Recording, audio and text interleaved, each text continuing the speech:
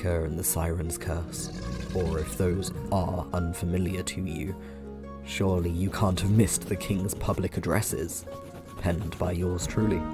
Be sure to keep an ear out for me, and you know where I am if you hear anything interesting. I'm certainly interested. I am Ivar, formerly the commander of the Bastion's forces. Now, I seek a way to redeem the loss of the Great Wall, and to return my family to its honourable position once more. For money, influence or power, I will do whatever it takes, and earn my name back. Ivelios Oakenheel is a half-elven gentleman and sea dog who graduated the Imperial Academy as an alchemist in his younger days. And though he is most well known as the daring captain of the legendary privateer and sea demon hunter, The Inevitable Demise, the piratical alchemist, as he is known, is still rumoured to be the driving force behind some of Aleria's most recent alchemical innovations. Janus Ricot, a human boy raised into nobility by his lesser-known knightly parents, forged into a soldier to fight against demonkind, a hero to the common folk as well as their protector, a paragon to fellow soldiers and bane to all demons, general of the 7th Army and Archdemon's plight, Bellum's demise and the slayer of war, the Warbreaker.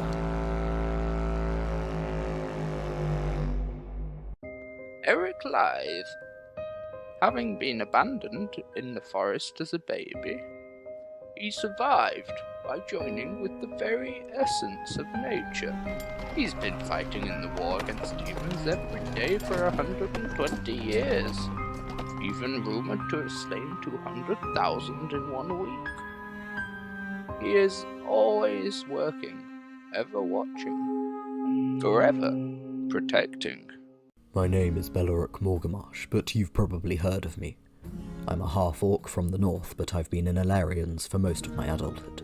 You'll know my tales, of course, Warbreaker and the Siren's Curse, or if those are unfamiliar to you, surely you can't have missed the King's public addresses, penned by your... Welcome everyone to episode 4 of the Legends of Aleria D&D stream. It's lovely to be back. I am absolutely exhausted, but hey ho! I'll pretend to be lovely and lively for this session. How's everyone Don't you doing? pretend that every session? Yes, I am deeply hurt inside, and my whole personality is just a persona that I put on. It's a facade. And the sad thing is, that's not a lie. Well, that's the end of the stream, everybody. Ugh. Goodbye. So, Fade to black. with that lovely note, we'll brighten everyone's day by talking about politics. How about that? Oh, Yay! Love it. So, as the last session came to a finish, you managed to infiltrate the Far Reach estate, find a map that you believe sends you towards the location of the Black Cell, which is a prison that holds only one prisoner, known as Yagarath the Shadow, a general of the Demon Army. You found the map. You need the map to find where this cell is. And you've discovered that it's just up north of Rulem, which is an old dwarven city that was kind of abandoned because most of the dwarves moved to the Bastion. However, since the Bastion in the north fell, the dwarves have moved back to Rulem and are trying to... They're kind of in the process right now of rebuilding it back to being, something that you can now be proud to call like the dwarven capital. So you've learned kind of where it is, and your cover story to the council members was that you were heading up north and you wanted to do some interrogations and ask some questions before you headed up north. So you decided to stay for 2 days just to kind of keep that cover story up and going. So we are going to skip over those a little bit, and I'm just going to kind of tell you a little bit about what the discussions look like. So, politicians being politicians, they acted like politicians, spoke like politicians, and they did not give you very much useful information. Most of them did, however, offer you supplies, and they were very welcoming to offer you lodgings on your travelling up north. They're all happy to, open their purses to you and offer you any resources that you might need within reason. And in terms of discussing about rumors or any interesting tidbits, lots of them had lots of different rumors. Most of them had really bad rumors about someone. And then when you got to that other person, they had really bad rumors about the person who had really bad rumors about them. And it's pretty much just this big circle of everyone hating each other and trying to tell stories about each other to you to try and get rid of some of their competition. So that's basically how these 2 days of conversation go. Not particularly useful, but it's done what you've wanted in a sense that it's provided you a bit of a cover story. And we begin today as you are all reconvening outside of the Golden Swan after your last day staying there. The Queen, not the Queen, sorry, Farreach, presumably has been paying for your stay at the Golden Swan as you haven't been kicked out yet.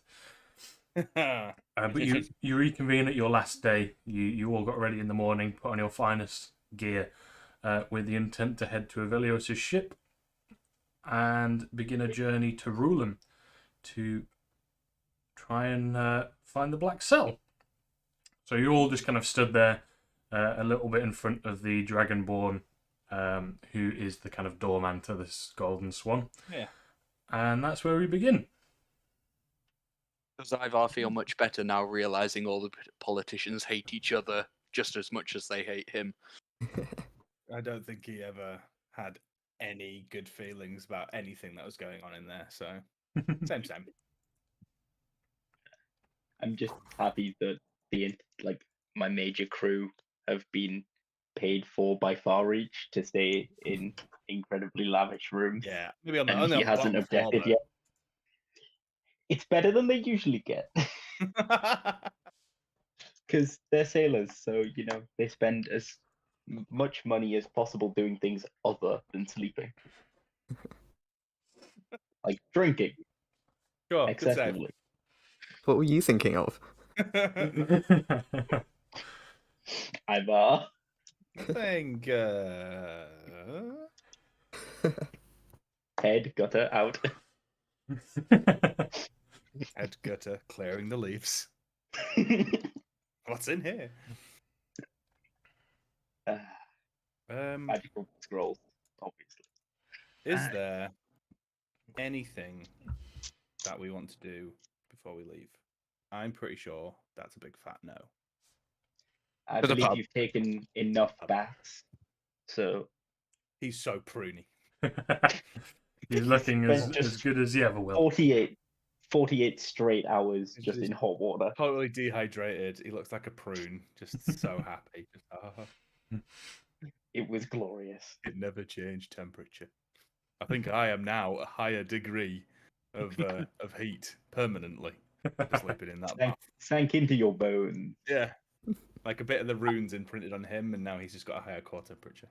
Add fire resistance to your character sheet. No. No, add cold resistance because he's always warm. Right. Where's the ship then?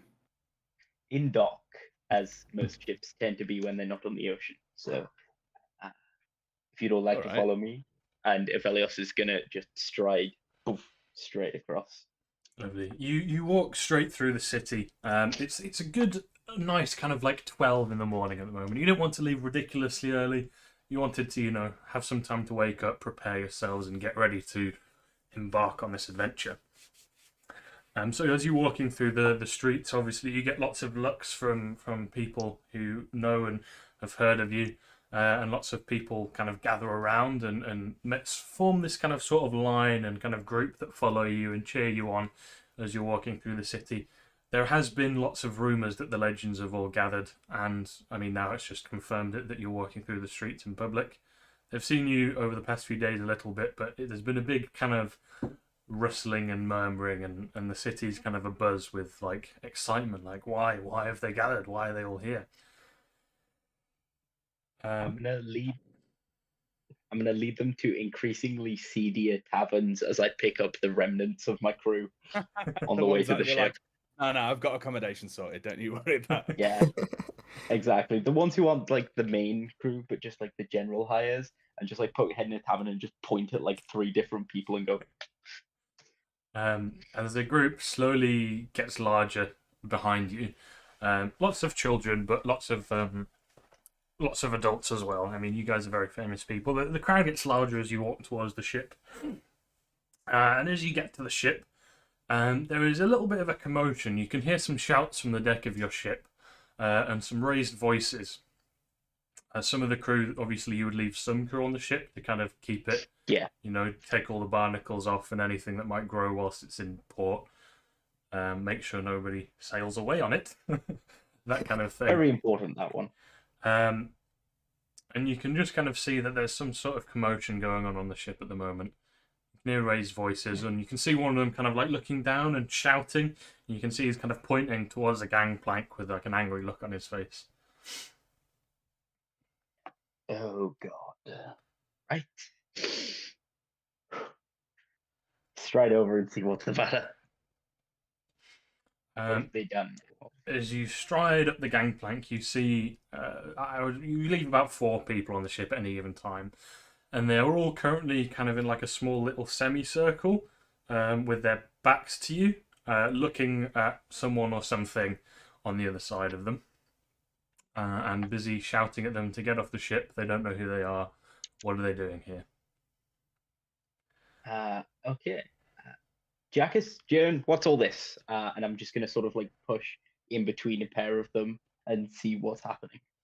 I'll have you know that even though my body is tiny, I have the biggest mind in this whole kingdom. You better show me where Ivelios is. I am looking for Ivar. This is just like, what? Ah, nice to see a friendly face. Hello, Ivelios. I've been looking for you. Do you want to describe the character that we see? Hang on.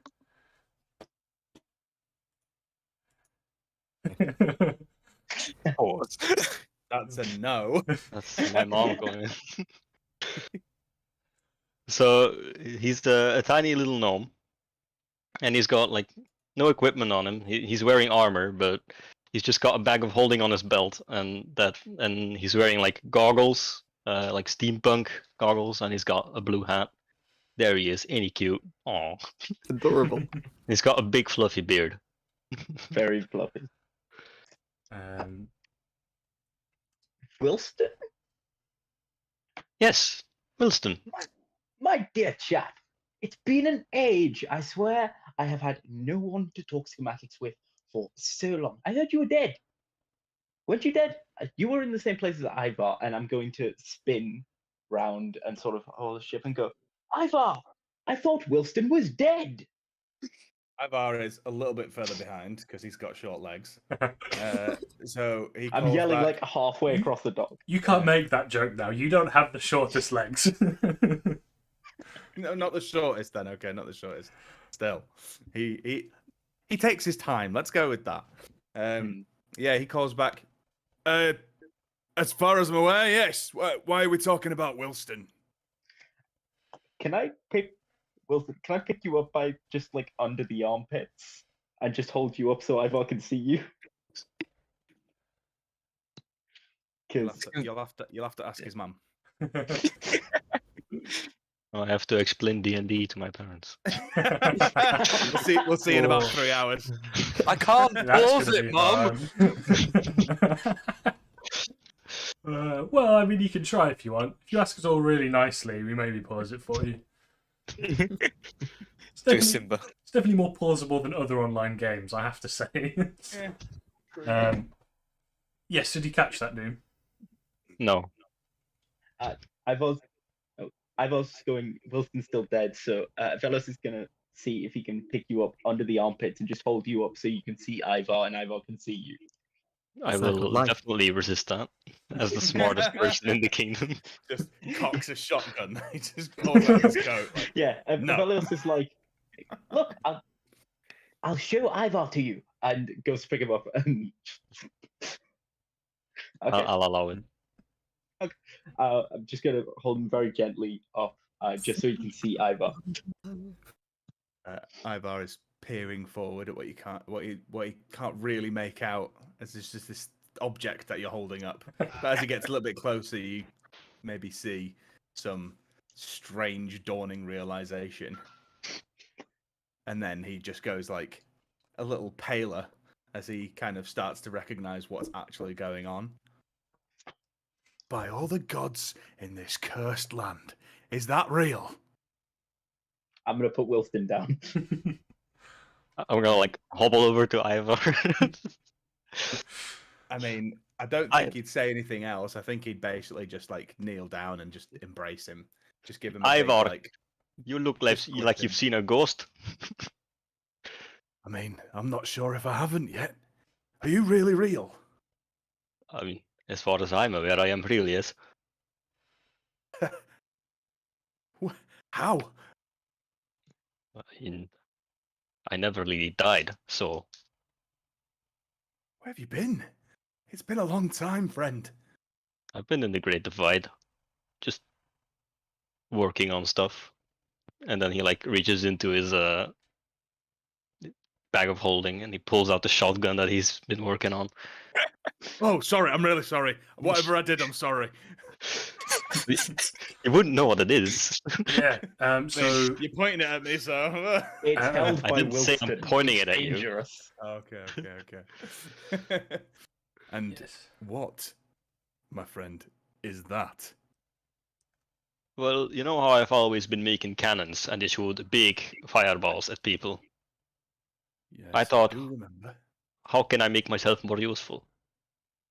I will make a cannon that I can hold with my hands, and then like cock the shotgun, I'll just shoot it in the air to like show it off.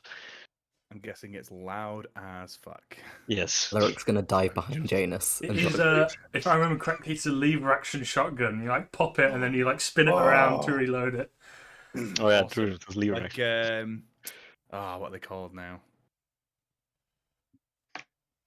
The one from just- Terminator. No, I'm thinking about bloody Hunt Showdown now. Can't remember what the Lancaster. Is that right? I'm not quite sure. Whatever, but it's lever action. You can do the cool spin thing. Yes. Yeah. Something that I imagine Wilson has been practicing quite a lot. What's the coolest way I can reload this gun? Ah. He's doing like gun kata.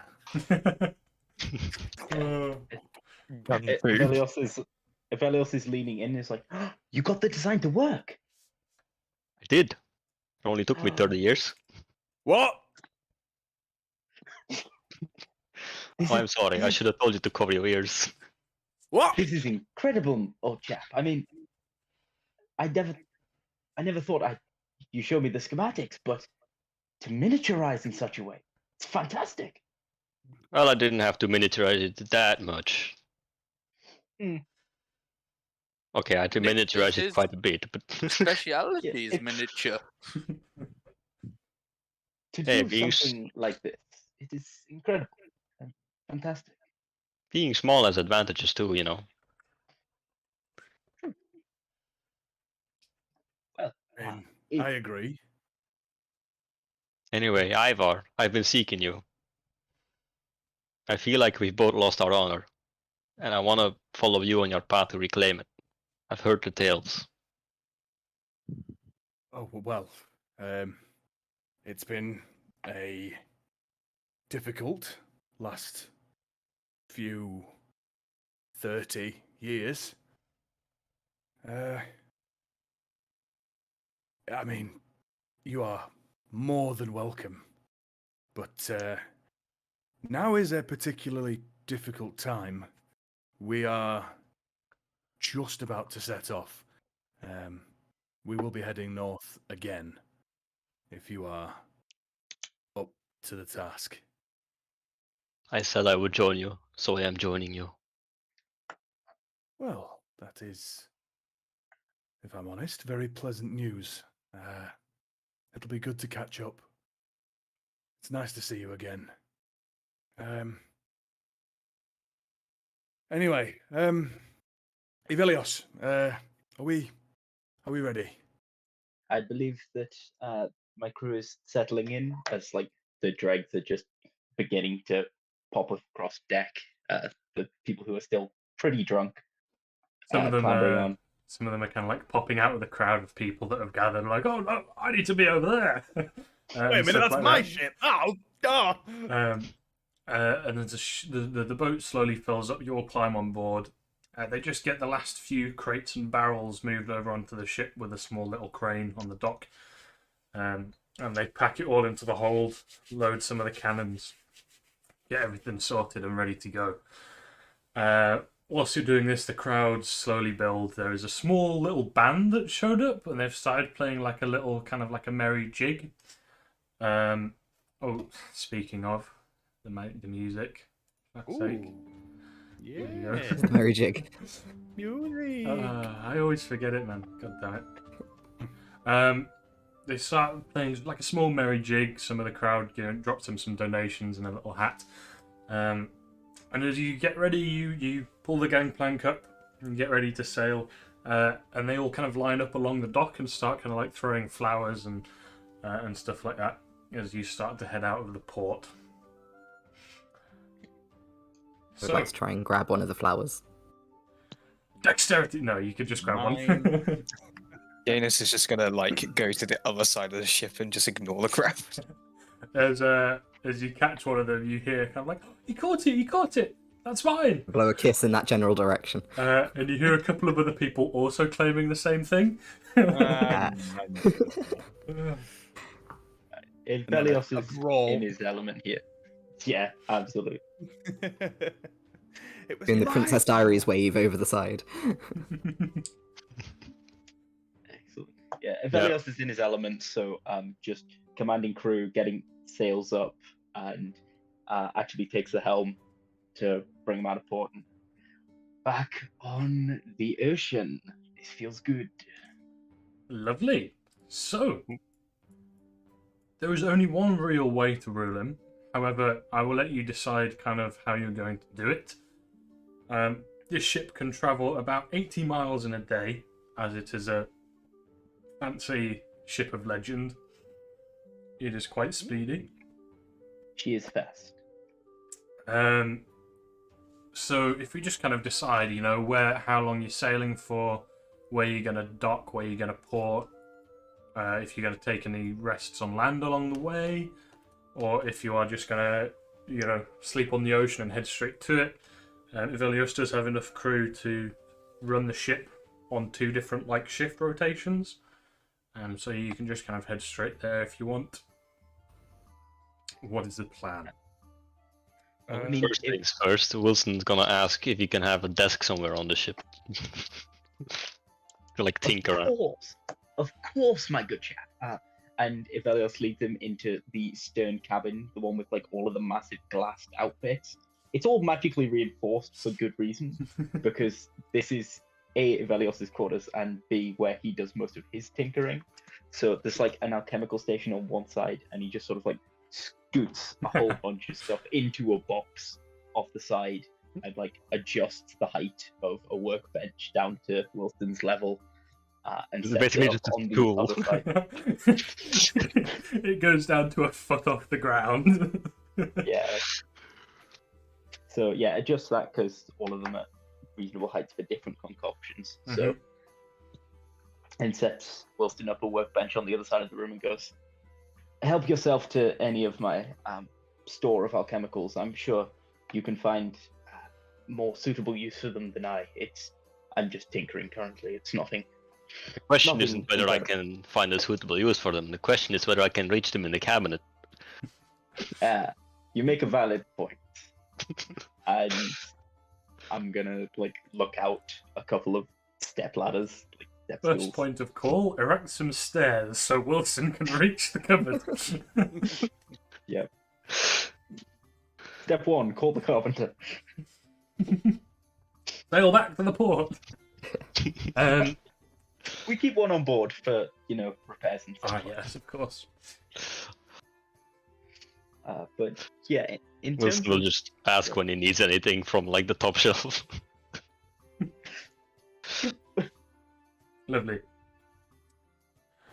In terms of travel, Ivelios would much prefer not to make port again until we hit Rulum. Just open ocean, flat on sailing, and aim not to encounter too many sea demons along the way. At least that's always the aim. So, Ivar's going to be very seasick for most of this journey, I reckon. So Someone who has spent all of his time on land. Yeah. you can so you obviously you can't like shore up on the land because of how like shallow it is, but you can kind of like anchor off land and rowboat to land if you want to sleep on land, or if you just want to continue with your shift rotations to just be constantly heading towards Rulum, you can do that.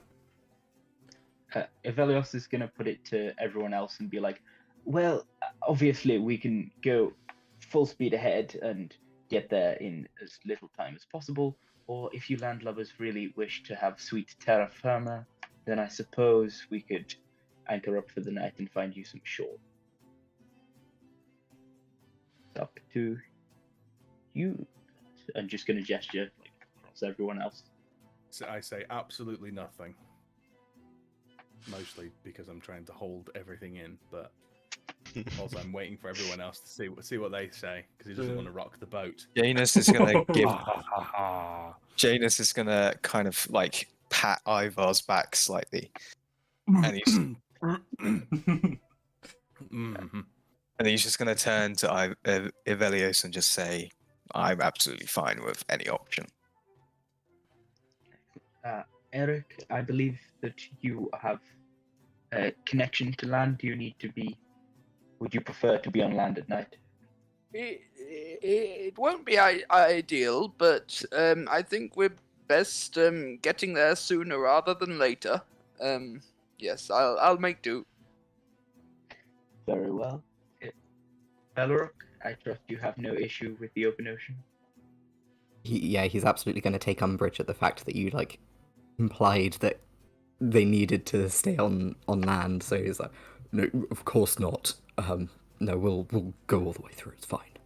The one weakness of the 6 legends of Aleria isn't they can't sail Right. for more than a day at once. Yeah, one of them is an actual seafarer, or the others are like, fuck this boat. Janus is fine. He's just doing his thing. Wilson's like, Same with I Wilson. can't reach anything. This is bullshit. Yeah. Ivar's throwing up. Wilson's major issue with being on boats is that everything is too tall. Yeah. Everything's designed for people like 5 foot and above. Cannons like rolling around and like hitting him in the face directly. He's been used to the past 30 years of living in his own home that he built that is perfectly sized for him. There's a bit of reclimatization to be doing, I think. We've got Eric, who can't feel the earth beneath his feet. Bellerook, who is just bored because he has to put up with all these fucking sailors who are like, rum and drinking and sexually transmitted diseases. He's like, The civilized conversation. do you want to talk about ropes? I really don't. No. Goodbye. Oh, but the knots are so fascinating. And Velios is just like, I love this. I'm with all my friends. I'm on a boat. This is fantastic. Meanwhile, Finally, back in my element. Janus is cleaning up Ivar sick. In the background. Like, are you gonna go again? You're gonna go again. You want to use my spare helmet? I'm good enough to get it over the side. Just if I stand on my Tall tippy enough. toes. Yeah. Yeah, there's a Velios on helm just like whistling, and meanwhile everyone else is being violently sick or trying to reach cabinets. I found an unoccupied porthole that I just stick my head out and. So, what are your activities? You've got your first 18 miles of travel. What are you guys doing? Are you all hanging around, chatting, preparing, planning, or are you all doing your own thing? Are you... I'm going to try and spend as much time as close to Wilston as possible, whilst also maintaining adequate distance between me and the side of the boat. Distance and splash zone. I'm not necessarily pestering him, but now that he's like here, I'm kind of wanting to keep him within proximity or insight, and just like it's quite exciting. Yeah, so Wilson just completely disconnected from like everything, and he's just like focusing on what he's like tinkering on and creating. So every now and then he'll just like go for a walk on the deck while like inspecting the thing he's working on and like thinking about it.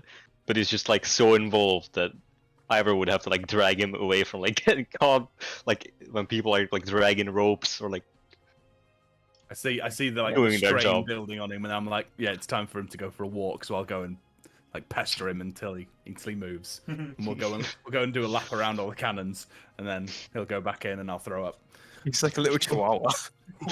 basically. Wilson spends the entire tour around the deck just checking the quality of each of the cannons and making Yeah, sure they I function can make properly. this better. I can make this better. I can make this better. He looks at the sails, he's like, why not an engine? Starts making designs for engines. He's like, how can I make this boat not a boat? I wonder if I could make it fly. Guy ship, yeah. I was like, please make it fly. Ivelios is tinkering with alchemicals and just making potions and different bits of like acid. Not any alchemist fire on this journey, because alchemist fire on the boat, he's tried that. It doesn't work well. No, not well at all. So, I also Mast. think at some point I'll probably Yeah. pester Janus and just be like, please kill me. Please. Maybe later. I'm expecting to be like, I pull out my sword. So the first journey, you're sailing down the river that leads inland to Illyrians. So you get some nice view of the open grasslands and the large forests as you're sailing along the kind of coastline, keeping to the shore as much as possible to avoid any unwanted things that might happen. And towards the end of the first day, you reach the open mouth of the river, which leads out into the open ocean. Sword. And this is the end of the day at this point.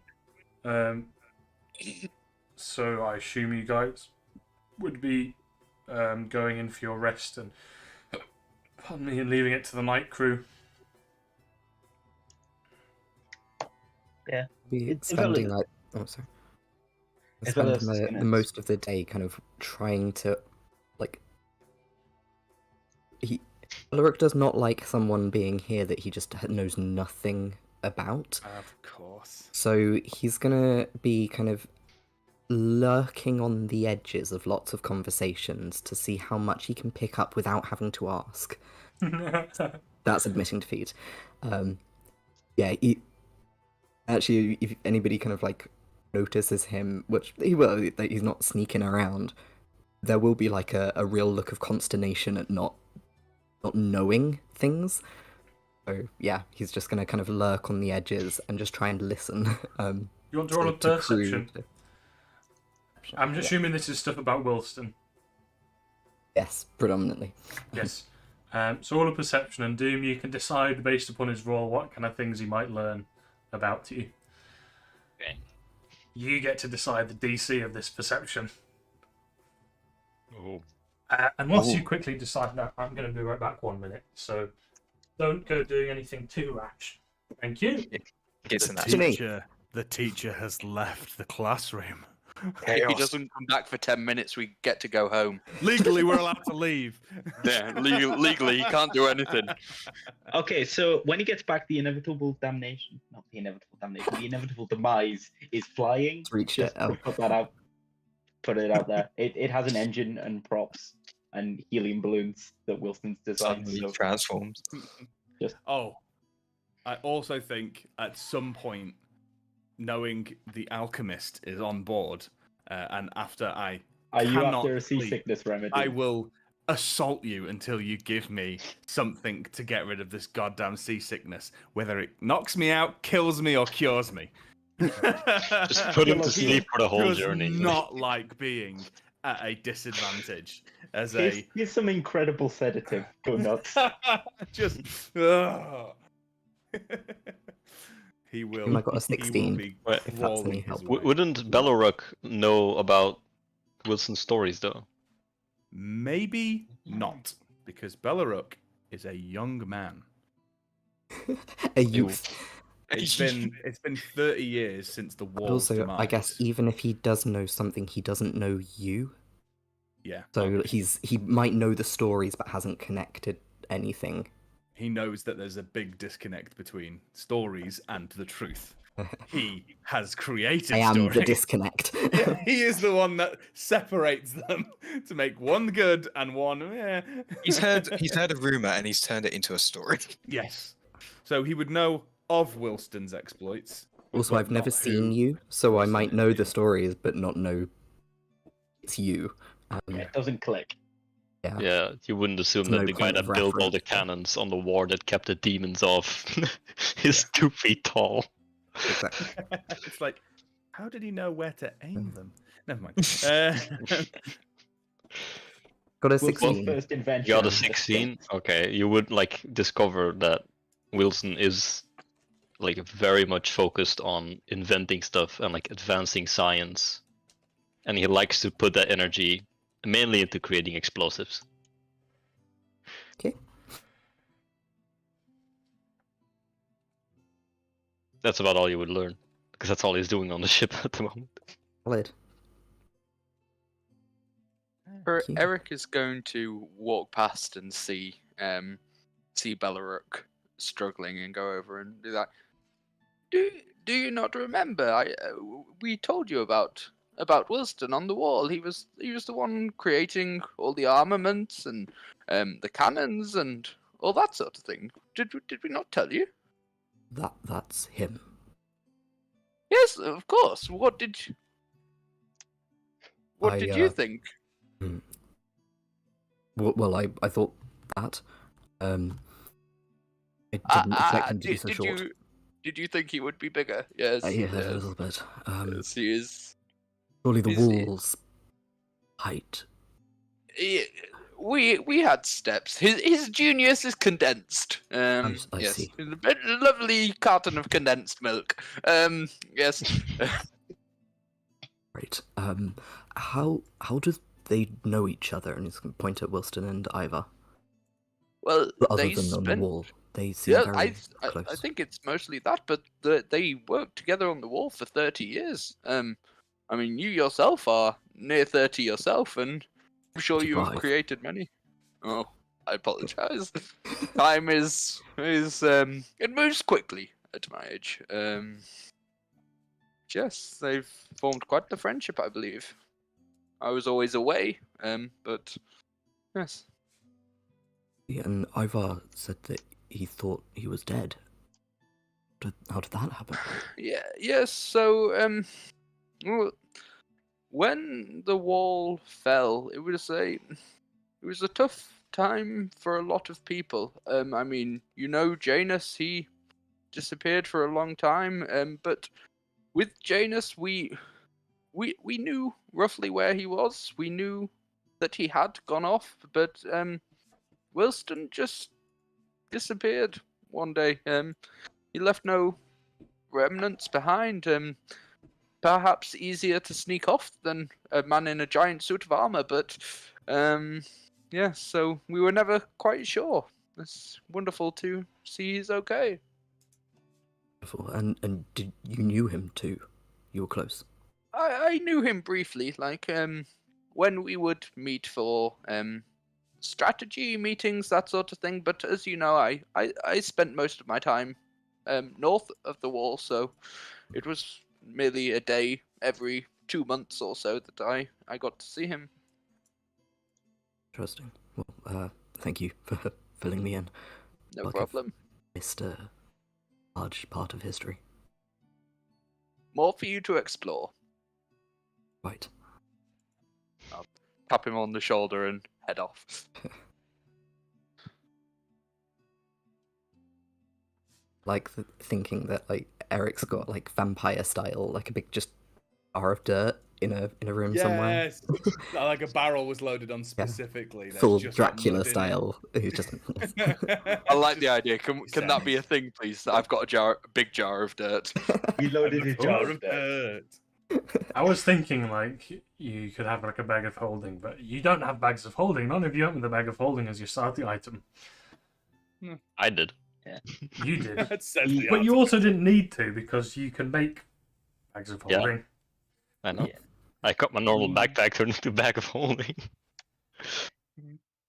Eric, if we didn't load a jar of dirt on, then if Elias was going to suggest dredging silt from the bottom of the river before we set off tomorrow to give you like a natural connection that you could sit in. But I do like the jar of dirt. And we've loaded a jar of dirt on. We loaded a jar of dirt. Perfect. Absolutely. That's absolutely fine with me. Brilliant. So you all kind of settle in for this night. You head to wherever you're sleeping, whatever quarters are allocated to you. You head there, and you kind of all start to settle down and attempt to give it your rest. I think It's it's a massive only change from the Golden Swan. yes, as soon as you like kind of stepped out onto the open ocean in your ship, you started to feel like the rocking of the waves like a lot more heavily. As it started to hit you and rock the boat a lot more. Institution. And it's going to be tough to get to sleep, but after an hour, you manage it all, and you all fade away into blissful dreamscapes where there is suspiciously lots of motion. Your world's shaking, and you're also getting a bit seasick in your dreams as well, which is not nice. Like a babe. You're like, oh, finally, the stuff that I Rocked like. to Jesus, sleep. rocked, yeah. Michael and Ivelios. About 20 minutes after you kind of start into your sleep or your trance, you are awoken by the shouts and screams of agony and pain from the top deck. And you hear a few shouts of, wake up, wake up, wake up, we're under attack. Yep. Ivelios is straight there. He's a light sleeper whenever he's on ship. He thought this might happen, so he is bolts straight out of hammock, rapier drawn, and out onto main deck. You were awoken like slightly before this by a massive rock in the ship as it waved like left and then came back, and then you kind of that like broke you out of your deep sleep, and then you heard the screams and you were like, oh shit, what's this? You run out of your captain's quarters. So I imagine you're all sleeping kind of in the captainish area, which is, so there's a ship, and then there's obviously the steps up to the bit with the wheel, and then there's some stairs in that bit which leads down into like some of the captain's quarters and the more premium sleeping conditions. Yeah, you've got more than a hammock in a bunk, so. Yes, I would imagine so. I imagine you have some high priority sleeping spaces for when you have high profile people on your ship. Bellaruk, are you top bunk or bottom bunk?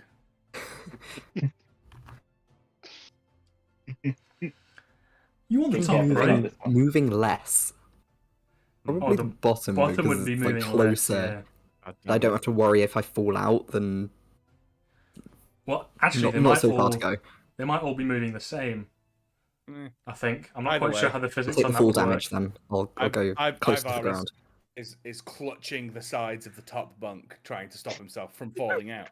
There is some rope and some hooks around. You could have definitely tied yourself down if you'd like. I don't know how like that.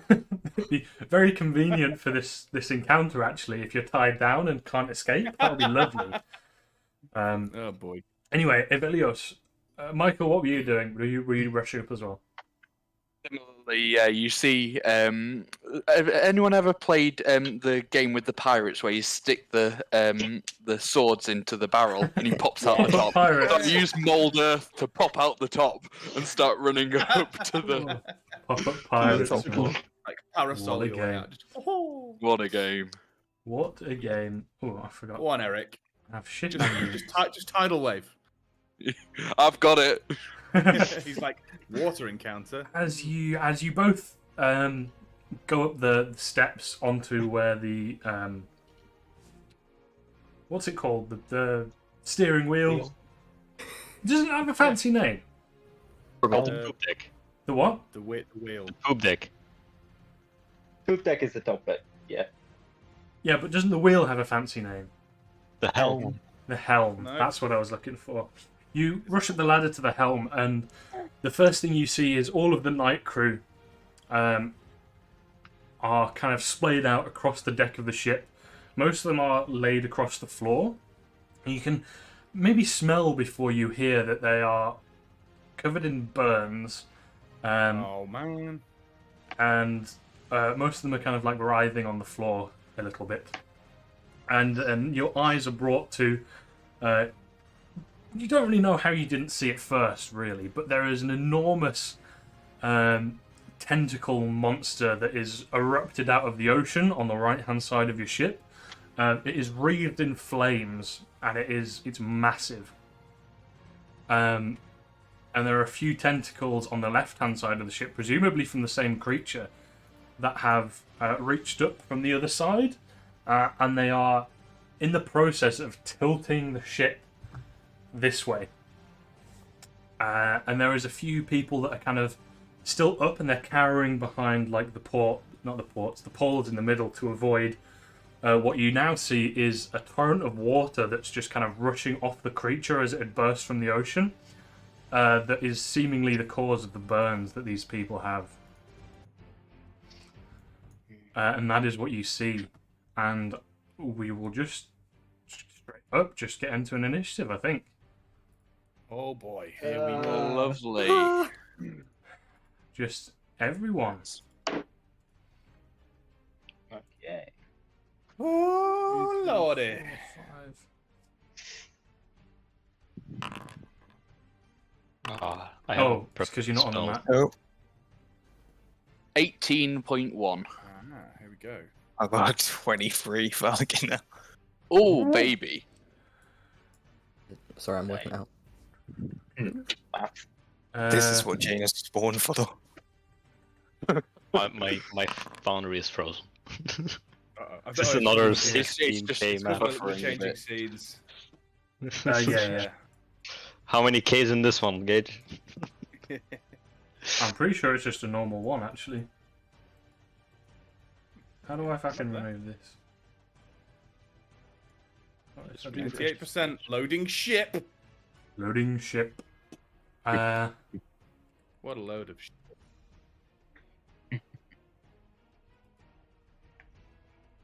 Oh. Move. Oh. It's a fad initiative. Who hasn't rolled initiative? I'm trying to work out what's going on. Yes. If you go in the I top rolled- right where the little crossed swords are. Oh wait, no, actually, this map might be 8K. I can't remember. I don't know. It might have just Oh. rendered an 8K because that's what I render all the other maps in.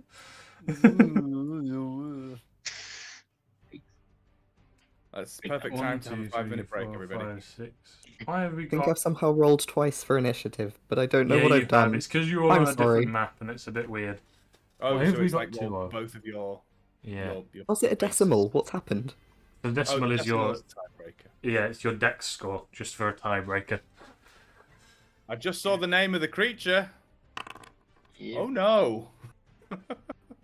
Well, Free to take area off the 2 high one turrets. because I think Beleric was like falling out of bed and stuff. So go for the lower one because I No, feel the that's high, accurate. the high one was your first one, so we'll go with the high one.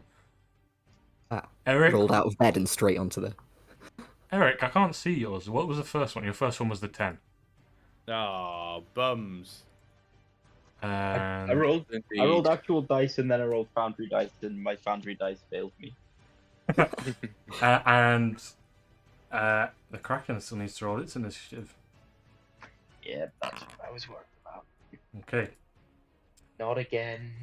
So after a few moments, Janice, you also kind of wake up blearily, and you wake up to the screams of the people on the top deck, and presumably some sort of call from Evelios or Michael as they see this creature. You are, you could, if you use all your movement, you'll be able to get to the top deck. Yeah, I'll do that then. So you get up to the salute deck, and like I say, you see this massive octopus kraken creature that's wreathed in flames down its tentacles that's stood up out of the ocean. And the tentacles are in the process of, like I said, tilting the ship up. And some of the spray from it, as it erupted from the ocean, is still kind of like dropping down and covering the ship in this really hot, boiling liquid. So what do? You get up. You would get up, and you would pretty much be exactly where you're on the map, actually, around about there. This little grate is where you pop up from. Earlier, I mean, there's not much I can do, so I'm just going to chuck a firebolt at one of the tentacles. Lovely. So can you see the tentacles? Yes, there's one on the left here. These tentacles are really thicker than like you guys easily. And like I said, they're like wrapping around some of the guards on the boat and trying to tilt it in the ocean. Yep, chuck a firebolt at it. Go for it. At the tentacle. A 16 collides with the tentacle. And that's all. Oh well. 5 points of damage. Oh, wonderful. 1 second. We love 5 damage. 5 fire damage. Yeah. Yes, against this fire kraken. For no damage. So, Seems to be happier about it. it definitely doesn't seem to notice. I'll say that much. Oh boy. Fun. It doesn't let out a big roar in anger.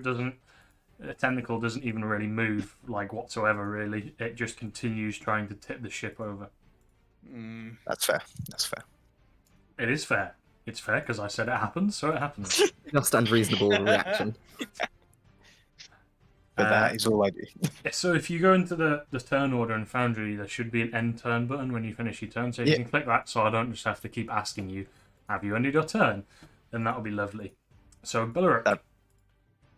Sorry, I'm trying to work out what Foundry is occurring. So I think that the first thing that I do after having been like tipped out of bed is just scream. I think that's a good reaction, first of all.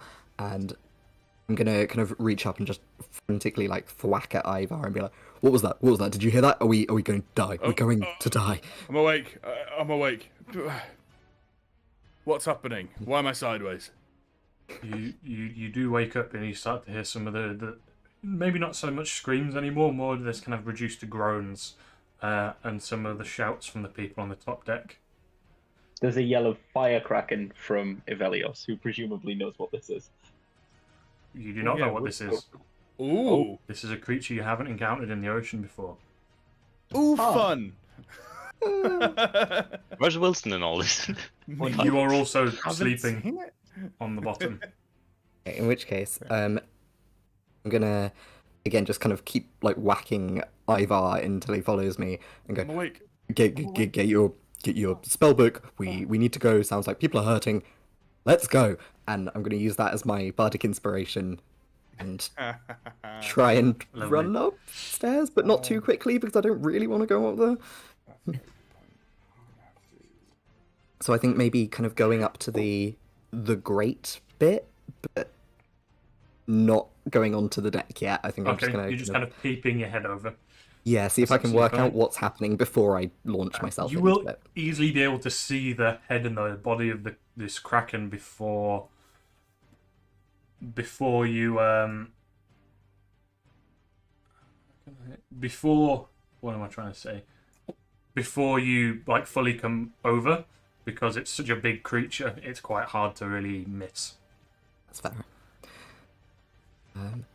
Okay, I'm gonna like get onto the deck if I've got enough movement to. Yeah, you can just about get onto the deck with your movement from where you're sleeping. And then I'm just gonna kind of stay there, kind of crouching quite close to the deck because it's moving a lot, and I'm just gonna go Ivelios, and that's it. I don't know what else I can do, and I'm freaking out. That's that. Wilston, you wake up in your small, maybe not bed, you didn't need a full-size bed, maybe just kind of like a pile of clothes or something like that. Some very comfortable furs. From the sound of Belrook trying to raise Ivar from his slumber. It also woke you up as well. And you just wake up in time to see Belrook dashing up the stairs. Or slowly walking up the stairs, trying not to get hit by anything when he pokes I his feel like head there out. was a really quick first bit, and then right, what? So, what do you do? Hang on. I'm hanging on. This taken action, it does, right? I'm just gonna like sigh because I know like, oh, we're getting attacked. And I'm just gonna like reach into my bag of holding and like start constructing a cannon. Mm-hmm. Are you going to the top deck first? Yeah, I'll be like reaching for the materials As I'm you walk going up, to... okay. Yeah. Lovely. So you get to the top deck. Not You- particularly in a hurry. Like just kind of wobbles over. Da-di-da-di-da. Just another day in the office. So you get to the top of the stairs on the top deck as well. And you do what? Do you want to place your cannon? Yes. My You eldritch cannon. should be able to do it yourself. In theory, Yeah. you should be able to place it where you would like it. Ooh. I can't use it on the turn I make it, right? No, because it's Yeah. a bonus action Yeah. to activate Yeah. it. If you've got an action to create it, you should still have a bonus to activate, right? Was it not Where- a bonus to pick it up? Can I put it down? I wasn't not sure if it's a bonus or a Um, full action. I'll to just put it in create. chat so you can have a read. I don't know. Yeah, no, it is an action. So yes, you do have a bonus action to activate it. I can't put it down myself. Okay, where do you want it? I thought you could. I thought I made it so you could. Does it have a range where I can put it? I don't Let's know. say.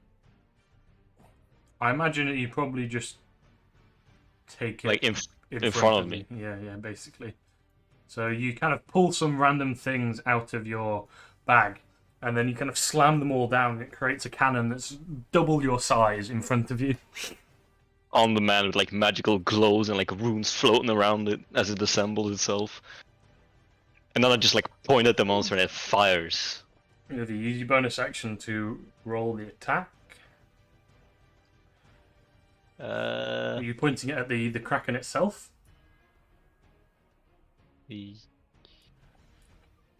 Yes.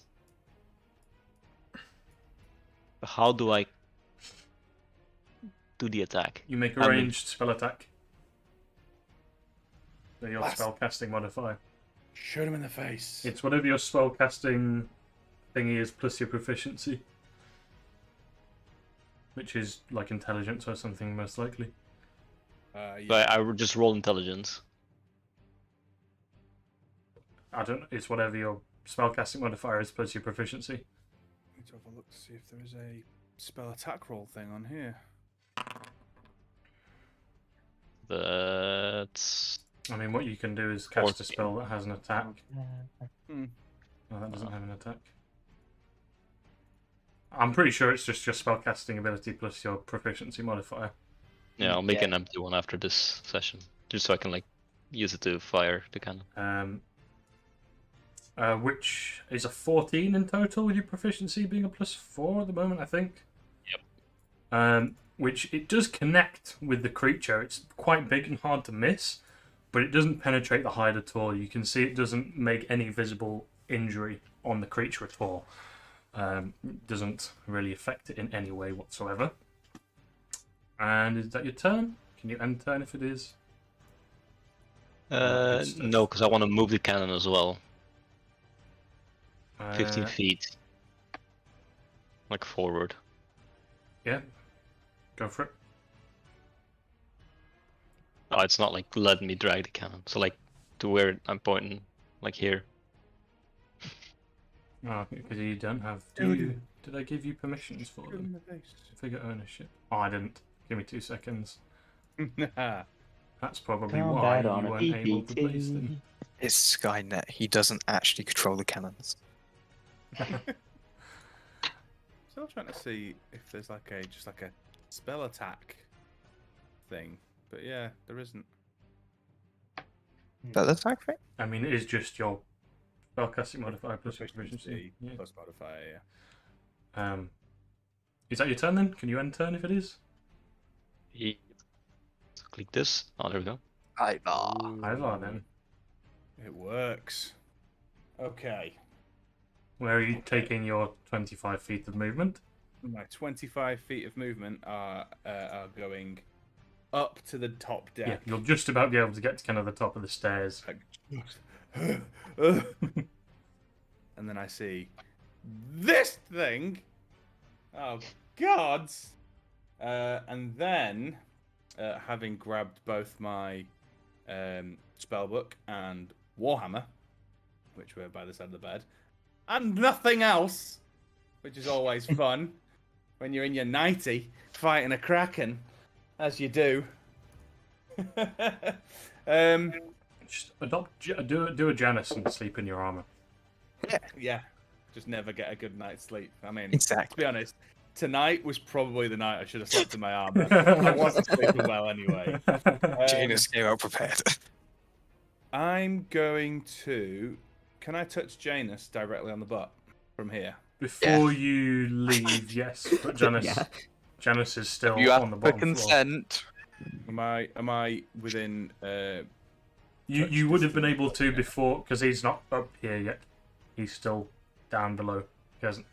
Oh no, he came up first. Yeah, I didn't went Yeah, first. he was Oh, first. okay. No, yes, you can then. Can I reach him? I suppose I'm technically just It's in Eric the that 5 isn't up feet yet. behind him. Yes. I'm going to assume this thing is particularly unlikable and will probably try to hit and kill us. So for Janus to start off with, I'm just going to cast Protection from Evil and Good Oh, thanks, babe. and give him that.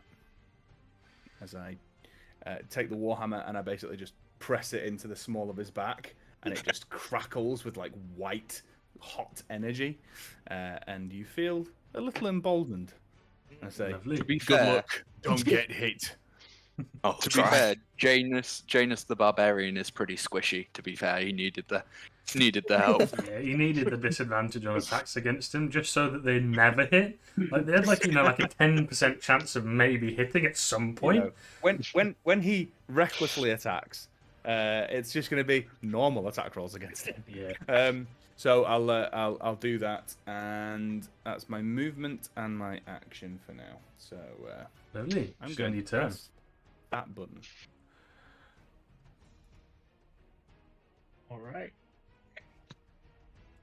Evelios. Ooh, baby. Yeah. Ivelios is sort of like rolls onto deck, sword drawn, and sort of takes one look at this thing, and then Beleric pops up behind him, because Ivelios, and he's like, "What? Krakens are not supposed to be on fire." We've lost We some. lost. Oh, We lost Ivar. Well, Ivar's gone. He took one Ivar! look at it and ran. No. Touch the butt.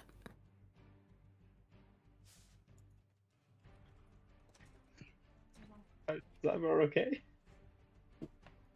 did he send a message? Oh, thanks. Lost him. It's good Go timing for to disappear just after his turn. To be fair. Yeah, I mean, yeah, we can consider it. continue. Beleric was- Evelios, just continue with what you're doing. Yeah, I was Yeah, just being no polite. worries. Yeah, he turns to Beleric and is like, Krakens aren't supposed to be on fire. No! What the? And then is going to use bonus action, cunning action, and is going to dash towards the nearest tentacle. If I can. Where's the move button? There is How no do you move button. people? You select your token and you move it. Click and Select drag. token. There we are. Right over here, using a Lovely. dash. So, like I said, Ah. the tentacles, they are kind of like wrapped up on the ship. So ignore that there's like a little gap. They are easily hittable within They're just like. Yeah, they're completely wrapped around the ship. So Oh, so is the that just tentacle their like here? base? no, not completely, but it's like I can draw it. Actually. Curled up. Is it basically? It's like reaching up and over the banister onto the deck of the ship to like pull it down. Yeah, so it reaches kind of along this way, and this one's reaching along this way. Right. Yeah. This is the bolt, Yeah. and this is the tentacle. Just go. Yeah, and Grabbing it's it. not pulling it down to the left, to the right, to the left. It's not pulling it down. It's pushing it up. So it's like it's tipping it towards itself. the big Yes. body of itself. Oh Yes. no! Like trying to get to the bottom of a can of Pringles. Just Exactly that. That is exactly what I was going for. Snacks. What were you doing Yeah. once you got there? Yeah, so running straight towards it, Rapier's gonna be out, and if Elos is actually like he takes 2 steps and then basically just jumps down from the deck and soars. Rapier goes in reverse handle, and he's just gonna slam it down.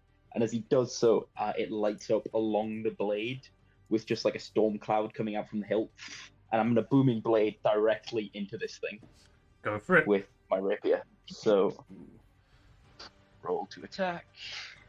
Do you want me to use Foundry? Because I do have dice. It's up to you. You can do whatever you want. I'm going to use dice. I trust you to. So, yep, that's a natural 10. So that's a 20 to hit. That hits. Excellent. Only And just because mine. nothing. I'm kidding. And because nothing else is within 5 feet, I get sneak attack. And then an extra D8 from Booming Blade as well as the thunder. Just The goddamn shake of the massive amounts of dice in his hand, just like mahaha sneak attack. Yep. Give me 1 second. Yes, that's what I use It Foundry isn't- for. I use Foundry to roll like the 8d8s. That's what, so I don't have to do the Yeah. maths. That's fair. What's the damage? What's the result? Damage. And I'm actually just going to reroll one of these dice with Piercer Mm-hmm. real quick. Oh, that's better. So that's 10. That is 30 points Lovely. of damage. Mixed thunder and piercing, magical piercing. Yep. You drive the rapier in and you kind of like pull it out after it's gone like as deep as it possibly can. I know they aren't really cutting weapons, but you manage to make it pull through, and this tentacle is like completely cut in half. Not in half, like Yeah. in half. Like there's still another half Yeah. here, but you cut it in half Yeah. half, and it's like it that's- flicks this way and it starts flailing around and bleeding everywhere. That's the thunder. Yeah. The point goes deep in, and then the thunder energy just sort of splits it. So, and then Okay. I'm going to use what remains of my movement, which was about 15 feet, to get back to about there. So, Do you have the if I attack something, they don't get an opportunity attack thing? yes, that's my rakish audacity Yep, I thought you coming did. in. So, no opportunity attacks, unfortunately. Lovely. Well, good, fortunately for me. Is that the end of your turn? It is indeed. I'll just hit the button. If you could end it Pun. for me, that would be lovely. So the Kraken, it's going to take Krakens aren't its turn. supposed to be fiery. So the Kraken body itself has some tentacles on it itself that are coming down from its head and its face. It's got 4 of them, I believe. I wrote this down somewhere. I have a long list of information about what this Kraken can do.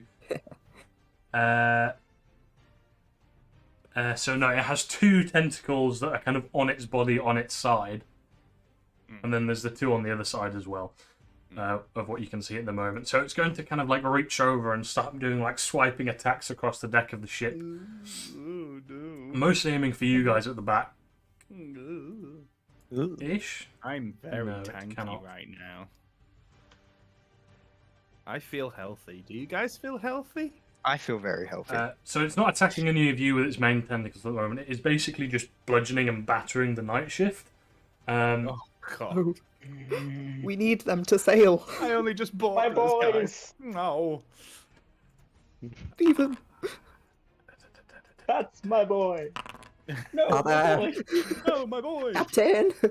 So you do see it. It crushes a couple of them, and one of them at the end of its kind of swipe with its first tentacle, it wraps it up, picks them up, and drops them down into its face. And as it does that, you can see some of the smaller tentacles open up to reveal this massive maw filled with fire and teeth that looks like an entrance to hell itself. Aw.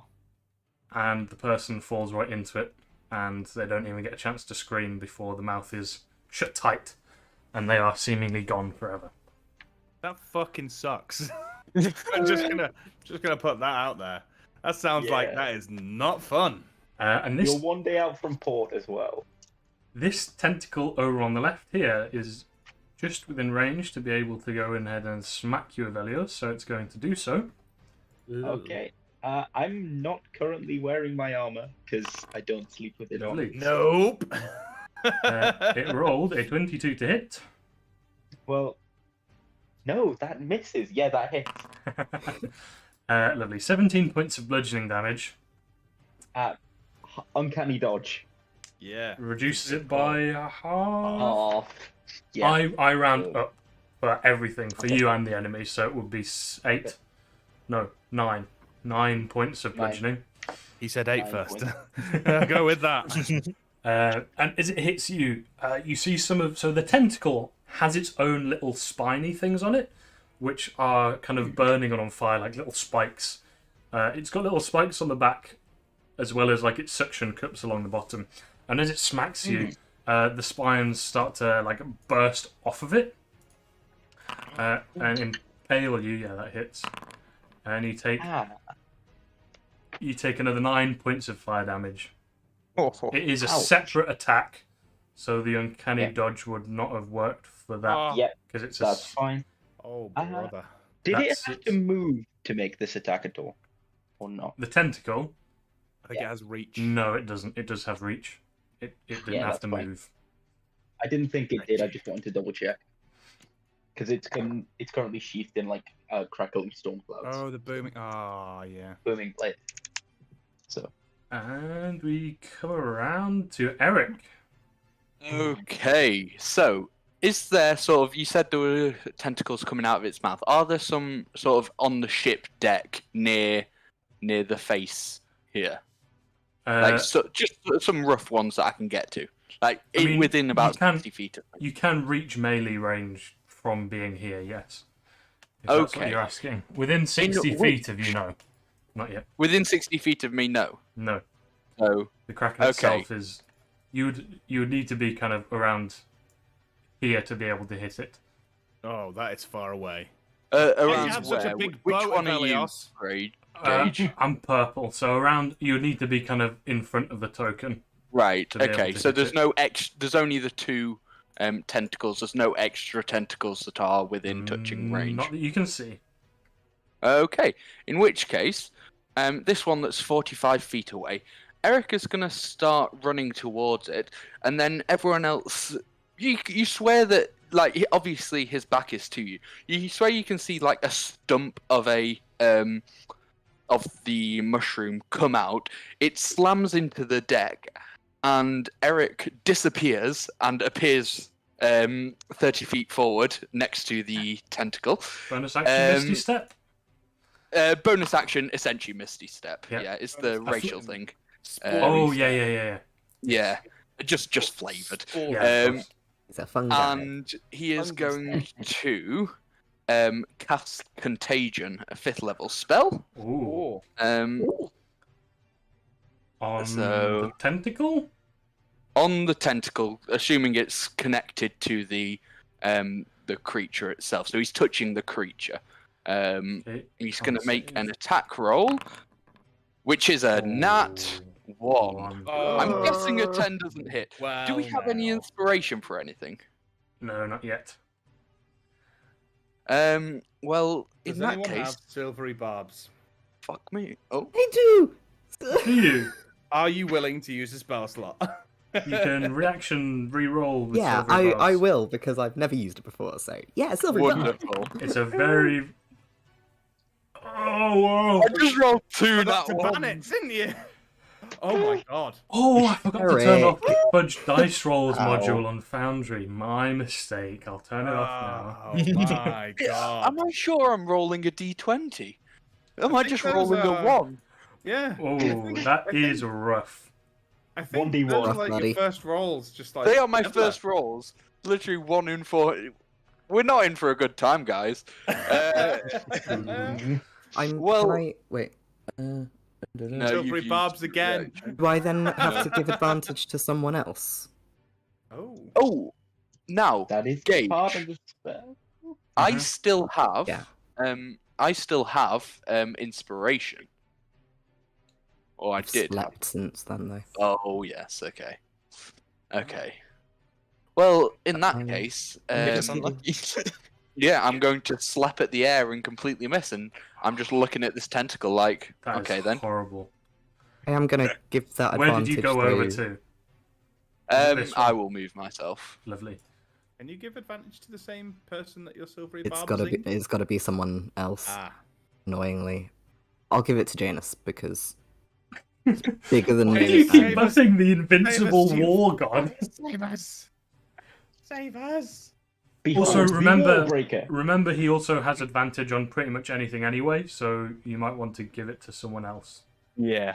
In which He, case, he can just I will recklessly do attack that. on everything. Give it to yourself. valid. Yeah, I will. Yeah. Oh, like it. Well, Belric's holding the magic and it's like, oh yeah. Janus then. Ah, yay. oh, baby. I'm just gonna dash for the big boy. Go for it. Big boy. Action dash. You dash down the stairs. I mean, you're within range to throw something if you would like. If you've got something to throw. Can he throw himself? I'll You throw a have fucking spear I was at gonna say, him. you have a hand axe, a Wilson. spear. I'll throw a spear. Can I reckless that? Or. You can to give yourself. You can reckless any attack Ah, okay, yeah, I'm gonna to give reckless it. yourself, so it will be a normal attack. Okay. Yeah, it'll be normal because the spear's 20-foot Okay. range. 15. 15 on the big tentacle monster. Again, you run forward with all your momentum like a proper javelin throw. You know, you hurl it, and it you see it hit the skin of the kraken, and it indents slightly, and then unindents, and the spear just kind of like falls down by its side into the ocean. Okay. No more spear.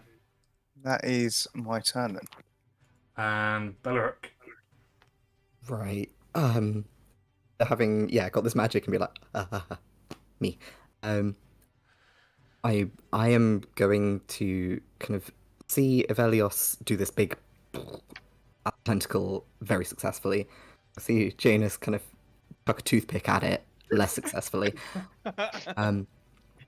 And I am going to, with pure panic in my eyes, I'm going to use that pure panic to send that kind of freaking out at this kraken at its head, and cast synaptic static at it. Lovely. Pop it into the chat. How Just do I read it. Levels do You that? just click, you hover over it, and the picture turns into a dice, and you click on it, and then it'll come up with a little thing asking you how you want to use it, and you would use a spell slot, and then you just click Spell. OK. Yeah. There it is. You choose a point within range that causes psychic energy to explode. Lovely. You can easily aim it where you hit the creature and not Janus. Or if you're aiming at the Right. tentacle, The guy in its mouth. if you're aiming at the tentacle, you will hit Eric and Evelios. So I imagine I'm aiming at its head At its because head. it's an intelligence lovely. place. So yeah, So it's just a saving throw from the creature. Come on. Big money. It rolled a 15. It fails. Oh, yeah! It's Right. good. Now we're starting. Intelligence is not its strong suit. That's what I was hoping, I'll be honest. Say the least. So, let me do maths. Right. Not maths.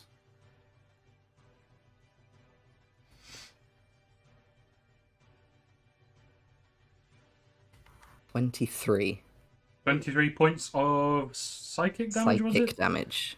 Lovely. And it's got a D6 Bane for the next minute. It's not even concentration. So... Oh!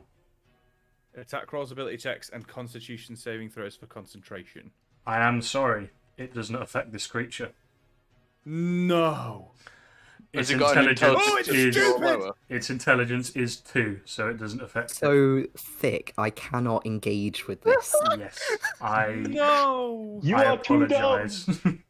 It's stupid. Its intelligence is 2, so it does not get affected. Oh, shenanigans. That is Well trash. then. Okay. I am going to panic more. Take Where's back the the panic light that I trap? sent at it. Elias! Going to cry. Yeah, just break down in the corner. No, I'm going to move myself over here. How do I move myself over here? I'll do that in a second. Go for it. But I am going to, as I'm like backing as far away from this thing and its little squigglies as I can possibly muster, I am going to yell at Velios because he's done a successful attack and be like, whatever the hell this thing is, you need to save us from this. And I'm going to inspire you. Lovely. Lovely. Try and move So myself. I'm inspired at the moment, aren't I? Yes, you are. Wilston, it is your turn. Do your movement and stuff whilst Wilson's doing his turn. Running away. It's saying I can't move my token at this moment. Oh! I would very much like to move at this moment. Unfortunately, if Foundry says it's so, it is so. No, there you go. Balrog gets frozen with fear. Yeah. Cool, thank you. Shit. What is Wilson doing? Wilson is going to move closer. Yeah. I believe you do have 30 feet of movement. No, 25. He's Oh. a small boy. Yeah. Which is Tiny legs. Small honestly, boy crew, let's go! he's half as tall as Ivor. He's got the same movement. So Hey, he's lighter. true. Yeah. And he's going to shoot Come a on. flash launcher, which should be in range. Ooh. Yeah, that should be in range. Go ahead, roll it into the chat. You pull your shotgun Right out, on. you cock it, you load the correct barrel as you spin a barrel around. You kind of fire it at the hip.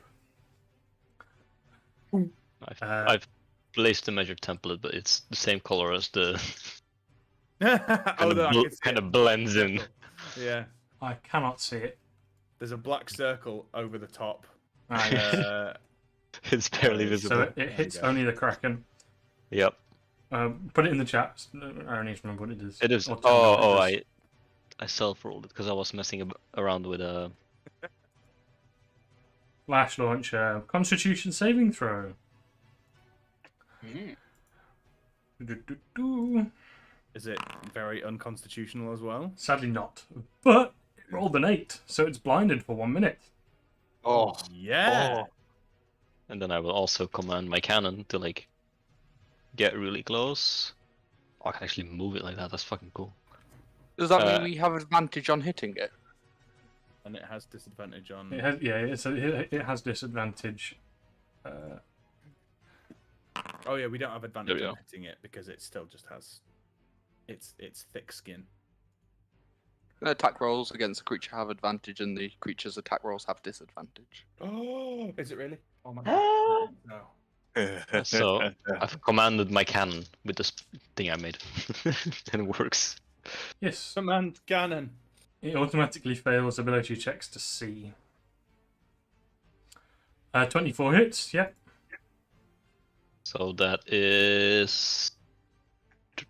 I need to look up the table, which you have written down somewhere here.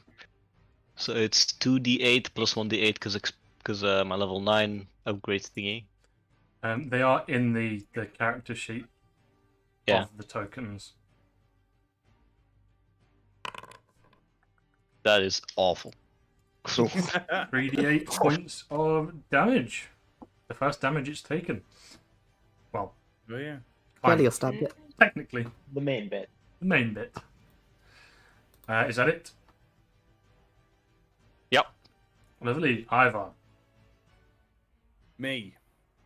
That is you. At least I think it's you. Last time I checked, you were Ivar. I am Ivar. Ivar is me. Ivar's life.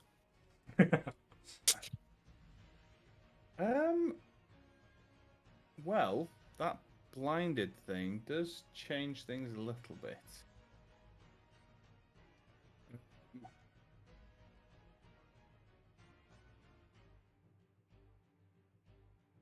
Okay. Ooh. I Oh. forgot. It has a lair action. So now the tentacles have tilted the ship enough that you are all going to slide 10 feet a turn to the right at the end of your turn. Towards Does its the edge of side the ship basically. stop this? I mean, yes, it'll stop it, but you're still going to Thank slide to God. the right. That's okay. I'm next to it. Is I that- just didn't want to go over. Is that at the end of our turns? At you the end of say? your turn, yes. What if we are next to it? Well, you hit the railing or its face, We'll see what happens. or you go in its mouth. Time to kill this thing from the inside out. Yeah, a little bit. Right then.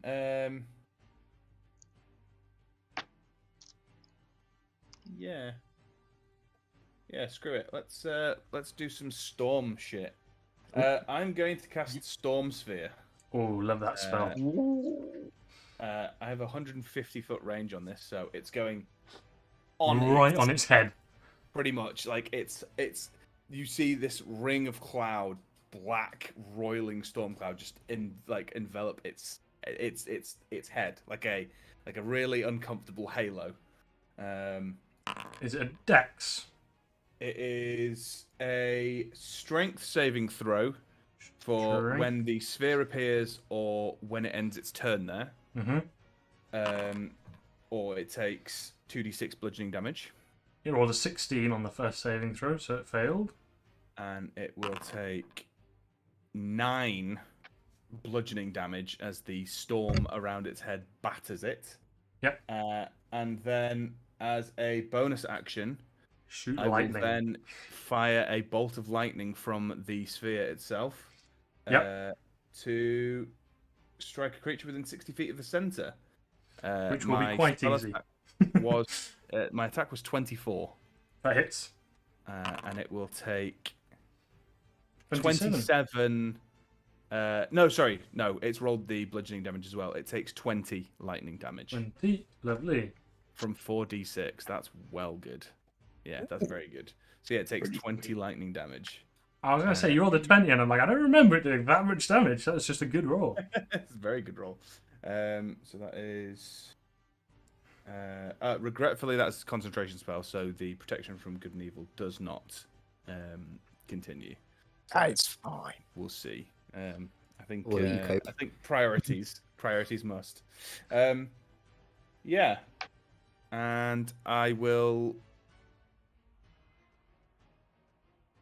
move to the helm. I will move to the helm, and can I try and brace myself against it, so that as the ship is Sure. It'll just turning, be I a strength can't, check at the end of your turn. Got you. I will move to here. Oh, I cannot move at this moment. I don't know why it's doing that. Oh, it's because it's gone. Oh, on yes. Bella Oh, then. right. And then I will make a strength check. Did you say? Yes, just a strength check. 12, Yes, you managed to stand strong this turn. and I do not slide. And that is the end of my turn. Thank you. Evelios then. All right. I'm gonna move. Yeah. So he's gonna sprint around the edge of this tentacle here, Mm-hmm. Yeah, there we are. And stand on barrel, and as he does so, he's like leaping over things and pulls from one of his pockets a small vial that's bubbling green, and is just gonna clip it into the bottom of his rapier and Mhm. just sort of clip it tight. He sleeps with it empty, so I'm loading a vial of acid. Yep. And then turns around to this tentacle and just pretty frantically screams, "Get off my get off my ship!" And is gonna take a stab with the rapier. Lovely. Do I have advantage because the creature is blinded, or is the tentacle separate? The tentacle does not get blinded. You have inspiration, Okay. I do have inspiration if needed. It Tentacle. feels you. That's a 16 to hit. That hits the tentacle, yeah. Excellent. And Eric is also within 5 feet, so I get sneak attack. This was a booming blade. If I didn't mention before, I should have done. Because pretty much all of my attacks are. That's my go-to. It's just. I mean, there's no reason not to, right? Yep. So booming blade, and then I'm also going to, as I stab in, there's a little vial, like a little lever on the edge of my hilt, and acid runs right down the blade and into the wound. And I'm gonna activate my acid vial as well. Go for it. Ooh. So it takes. Reroll that. Still a 1, damn it. Right. So Speak to me about ones. Oh. yeah. Two Kraken. Oh.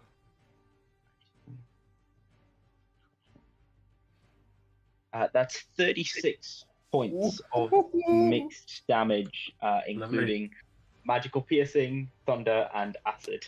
As you slice behind you, you tear a long gash in the tentacle, which completely opens and spills its innards out, kind of like down the front of this step here. And the tentacle goes limp, and it flops down, and it slides slowly off the edge of the boat and falls back and splashes into the ocean. Nice. Yeah. Yes. Yeah, he's like, yes, off my ship, and then he's gonna sprint further towards the creature and get to about there with the rest of my movement. Ooh. So, That one's gone. and it's just, and as he's sprinting across the deck, he's got sword leveled at the main thing, and it's like, Krakens are not supposed to be on fire. Yeah, that's what you think. This Kraken doesn't really matter. He doesn't really care about your opinion. You're stupid to find it out. He's just vibing, you know. How dare he? He's just chilling. Okay, so it's the Not Kraken's turn. So, the first thing that's going to happen is you're going to hear the sound of waves splitting as 2 more tentacles rise out of the ocean. Oh, wait, so 1, 2, 3, 4, 5, 6. I'll roll the d6 instead of just picking one. 1, 2, 3, 4. So this one, which one right next to where Beleric is, rises out of the ocean. And the other one will be. You can't do that one again. 1, 2, 3, 4. And the other one is this one. And they raise out of the ocean at the back of the ship. And you'll need everyone. All of the people around here will need to make 2 dex saving throws. 2. Does that hit me? Yeah. 2. Yes, it will do. Yes. I still have advantage for one of them. Pardon? I still have advantage from one of them for Silver silver barbs, yes. Who else is getting hit? It is Ivar, Beleric, you, and Eric. Give them all a +5. 12 and a nat 20. I'm either rolling high or rolling low today. They all have a +5 from. Oh, I can only do one at a time, right? Flash of Genius. Flash of Genius, yeah. Is it... Yeah, it's a single creature with your reaction. Unfortunate. So NH1 counts as a single creature, the tentacles. No, it's a single creature that's like getting hit for my allies. Do you want to all roll and then you can decide who might need it the most? Ooh. Spoiler alert, it's 14, Ivar. I might use my. You say it was a dex saving throw? Yes, Yeah. we need 2. That's fine. That first one I'm not passing no matter what, but that second one, I'm going to use my. I mean, do I pass it? Or do I use my bardic inspiration? Just using my flash of genius for it. You can't decide after I tell you what happens. You have to decide before I tell you. Use it. What does Flash of Genius do? It gives you a flat plus, my intelligence modifier, so +5, just flat onto it. So it goes from a 13 to a 18? Yep. Are you using your bardic on that or not? No, I will Okay. not use my bardic on that one. Who are we missing dex saves from? Me, I got a 14 On the and first one? a 22. Yeah, lovely. So Eric on the first one, Ivor on the first and the second one, Wilson on the first one. You all take that's not 3. 10 points of fire damage. As the tentacles erupt from the ocean, the water that was surrounding them, it sprays all over the ship with the burning hot water as it lands and rains on you. So you take 30. What's that for? My concentration. Oh dear. Oh, you're fucking kidding me. Oh dear, oh dear. For God's sakes. Oh. And Ivar on the second one, you take I another. think I got the Flash of Genius on the second one, so it would have. Your been 18 didn't make it. I think it was a 19. It was a Dex. My 14. It was 14 to 19. Yes, you need a 20, unfortunately. Oh, yes. You take another 11 points of fire damage from the burning water. How much was the first one? 10, right? The first one was 10, yes.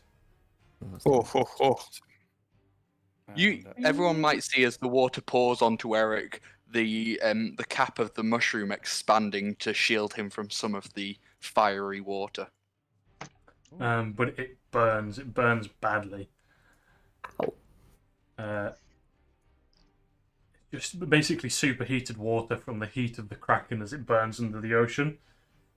These tentacles don't get a turn. This tentacle over here is going to proceed to swipe at more crew members and take out another couple of them. One of them it grapples again from the far side of the ship, and it flings it up in the air with its tentacle and throws it towards the main head of the kraken, which doesn't know it's coming, so doesn't open its mouth to catch it. The body just flies against the face of the kraken, hits the face of the kraken, and then kind of slowly slides down and drops into the ocean. Can I make Yeah, an that's insight not fun. check that they're not the same creature? You can make an insight check if you want, or maybe survival, something like that. Okay. The more Yeah, handling for survival's the fine. fiery kraken. Survival's much better, actually. 11. I got a nat 2. Oh, God damn it. It definitely looks like the same creature. The skin looks the same. The spines, the main body has the spines that are down its tentacles as well as the tentacles that are in the ocean. The tentacles that are peeking out of the water are the same as the tentacles on the creature. It looks like it's the same creature. But it was blinded, so it didn't see. It didn't see that there was something coming towards it. The tentacles. Well, you don't really know, but the tentacles have their own kind of consciousness. For that first saving throw, I'm Yep. going to use my arcane deflection to give myself a flat +4 to succeed. But then with the second damage, I'm going to have to make another saving throw. So For the con save, yeah, for the concentration, and you have advantage because you're a warcaster. I do indeed. And that is 19. a 19 that time. So I do still maintain You my keep the concentration. storm. You keep the storm cloud. Oh, Eric, We will take your turn, and then we will move to a short break for people to grab drinks and all that kind of stuff. Eric steps forward, and as he is walking forward, he thinks, "What is a dense animal?" and casts polymorph and tries to turn it into a tortoise. Okay. Put the spell in chat. It's going to be a wisdom saving throw DC 17. Does it pierce through shape-changing immunity? I imagine not, because this is the base shape-changing thing. If it has immunity to shape-changing, I'm sure, then it is immune to this shape-changing. Yes, it has a feature that says its size cannot be changed. Is it something like immutable form? Because if so, yeah, that's just polymorph immunity. Okay, in that case... sorry, again. No! That's You fine. barely got any resistance to stuff, guys. You just happen to be using the stuff that it's resistant to, alright?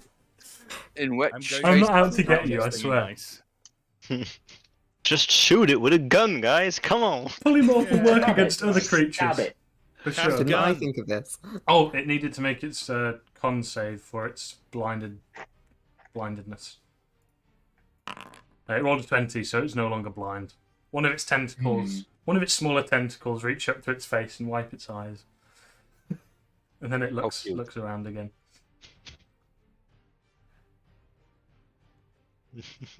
And are you doing anything else, Eric? No, that's the end of my turn. Okay. And we'll go on for a short break then. Do we want to resume at 45? Is 5 minutes enough for people to get stuff done? Follow me? Lovely. For me. I'm not going anywhere. Yep. Eric Lithe, having been abandoned in the forest as a baby, he survived by joining with the very essence of nature. He's been fighting in the war against humans every day for 120 years, even rumored to have slain 200,000 in 1 week. He is always working, ever watching, forever protecting. My name is Beloric Morgamash, but you've probably heard of me. I'm a half-orc from the north, but I've been in Alarians for most of my adulthood. You'll know my tales, of course. Warbreaker and the Siren's Curse. Or if those are unfamiliar to you, surely you can't have missed the King's public addresses, penned by yours truly. Be sure to keep an ear out for me, and you know where I am if you hear anything interesting. I'm certainly interested. I am Ivar, formerly the commander of the Bastion's forces. Now, I seek a way to redeem the loss of the Great Wall and to return my family to its honourable position once more. For money, influence or power, I will do whatever it takes and earn my name back. Ivelios Oakenheel is a half-elven gentleman and sea dog who graduated the Imperial Academy as an alchemist in his younger days. And though he is most well known as the daring captain of the legendary privateer and sea demon hunter, the Inevitable Demise, the piratical alchemist, as he is known, is still rumored to be the driving force behind some of Aleria's most recent alchemical innovations. Janus Ricot, a human boy raised into nobility by his lesser-known knightly parents, forged into a soldier to fight against demonkind, a hero to the common folk as well as their protector, a paragon to fellow soldiers and bane to all demons, general of the 7th Army and Archdemon's plight, Bellum's demise and the slayer of war, the Warbreaker.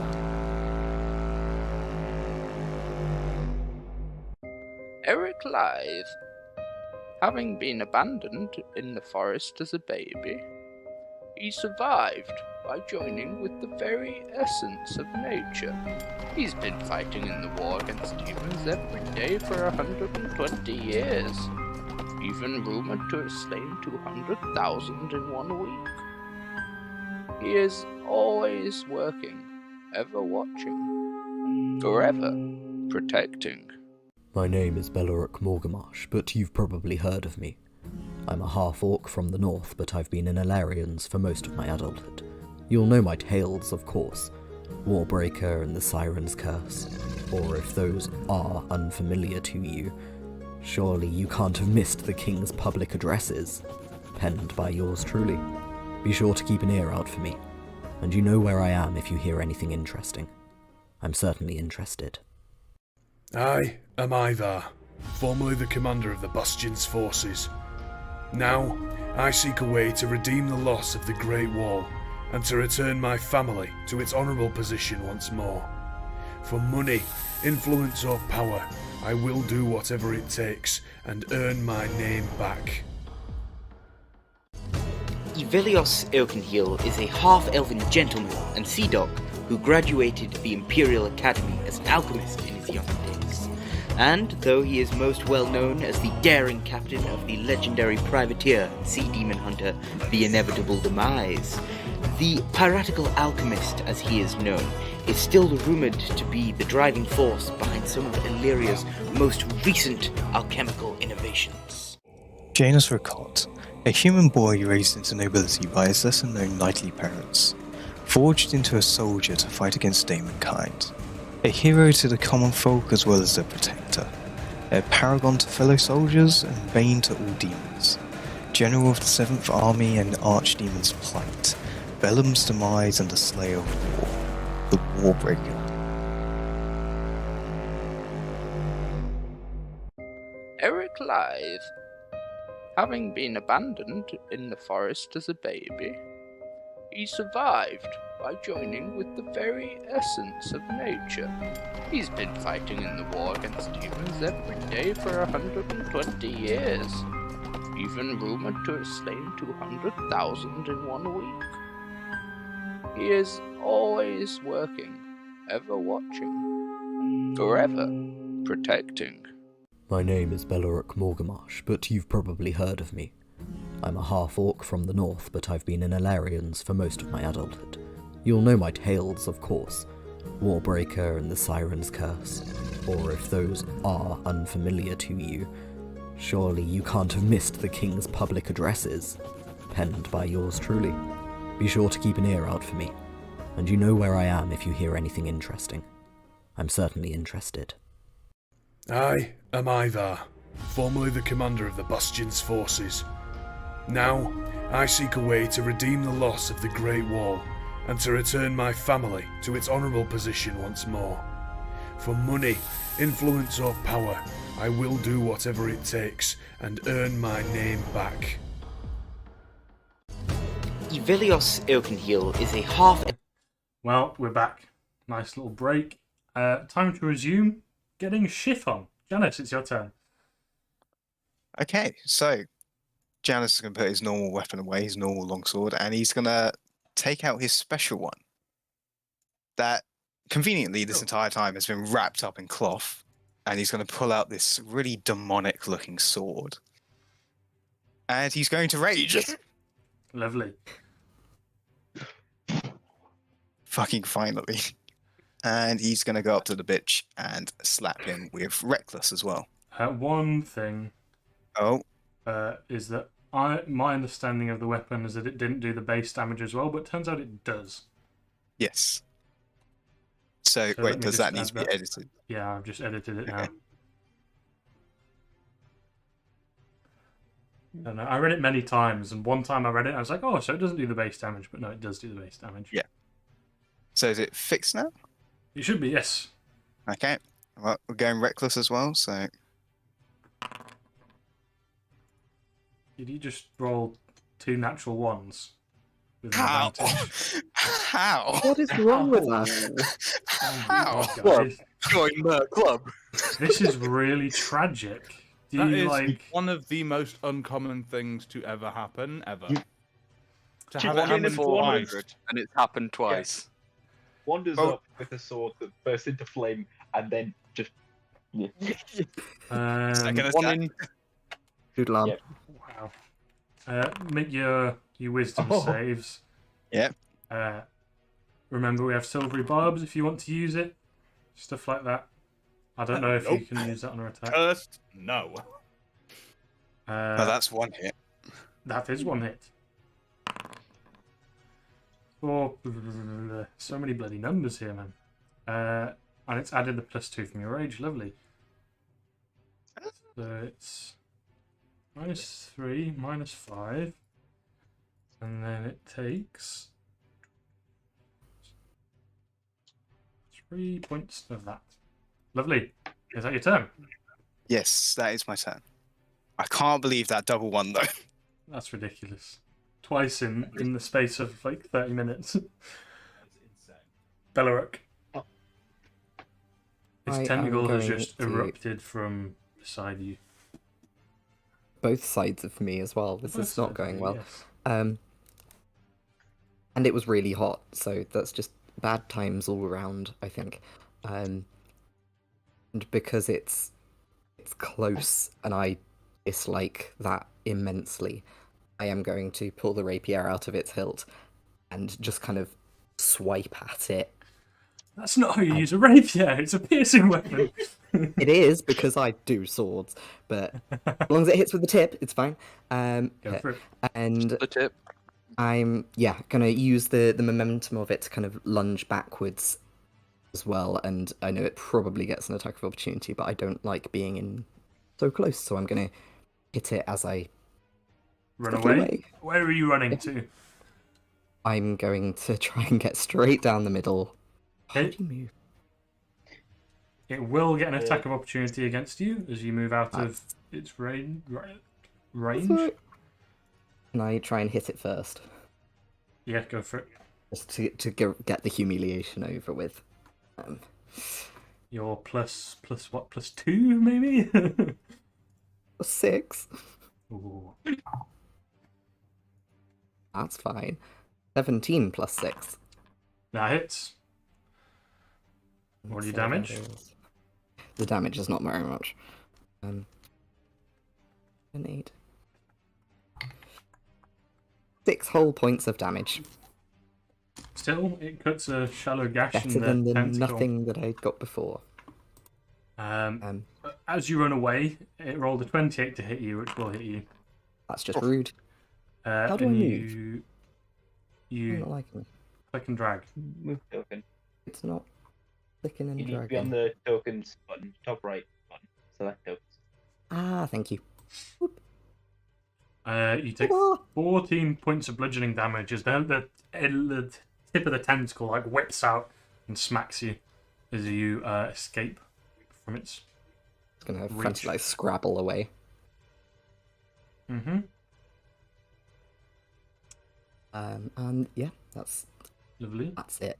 Wilson. Alright, Wilson is going to see that Ivor's been hurt pretty badly by the splash. He's gonna run over and cast Cure Wounds. Have you been hurt badly? Are you keeping track of health on Not something else? badly. No, It says it on here. the tracker if anyone's looking on. Yes, Foundry. it does. So, Belaric's the most hurt, then Ivar, then Evelios. Yeah. The character sheet keeps crashing on D&D Beyond, so not using that. I'll cast it at level 2. So in my games, healing spells are bonus actions. That Touch me. ruins my plan. Touch me, small man. Because I was going to use my bonus action to move my cannon. And you can use it as an action if you want. I will. 'Cause that was my plan. Through So your it's niceness. 2d8, right? Yes. Plus 13. 5. Lovely. Was this And then fly? yes. Mm-hmm. Moi. And I will. Where is it? There it is. Command my cannon to fire. The Kraken? That hits. It's at its face. Yep. Roll the damage. Do it manually because Lovely. that's awful. 15. It's definitely not bad. 15's good. It's not bad. It's not bad. Not Pretty bad. good for 3d8. That's bad out of 3d8, yeah. It's average. Straight average. Literally exact average. Average is 13. Average for legends. Do better. Oh, it's not average. No, it's. Yeah. I was thinking of. 13.5 is average. So, I was yeah. thinking of half. I was thinking of average health, and how average health is calculated, not average of average. Yeah. Yeah, the cannonball fires across. It does impact one of the tentacles, and it loses one of its face tentacles as it kind of like splits splits it in half, and it goes flying off. Bits of blood spatter from its face. The end for Wilson. Okay, Ivar then. I'm snacking. How Lovely. squishy is Ivar? I healed him for 13 and it's only on 54. So, I mean, he's a spellcaster. Spellcasters are innately squishy. That's kind of how they work. not much health. Supposed to have lots of things to keep myself out of danger. Not here. He lost concentration. Didn't. No, you didn't. I managed to save it Oh. with shenanigans. But because of those shenanigans, I can only cast cantrips this turn. But I think because I've already cast Storm Sphere, You I get can to use still your use my bonus action to yeah. You get to use your bonus action to just activate it. It doesn't use any spells or not anything like that. casting it again. Yeah, Brilliant. Then, in that case, you just as my bonus action, Yep. I will bzz, Lovely. and shoot it with lightning. I get advantage because it's inside. Yep. it's in the thing. Let me see. So, a d20 plus.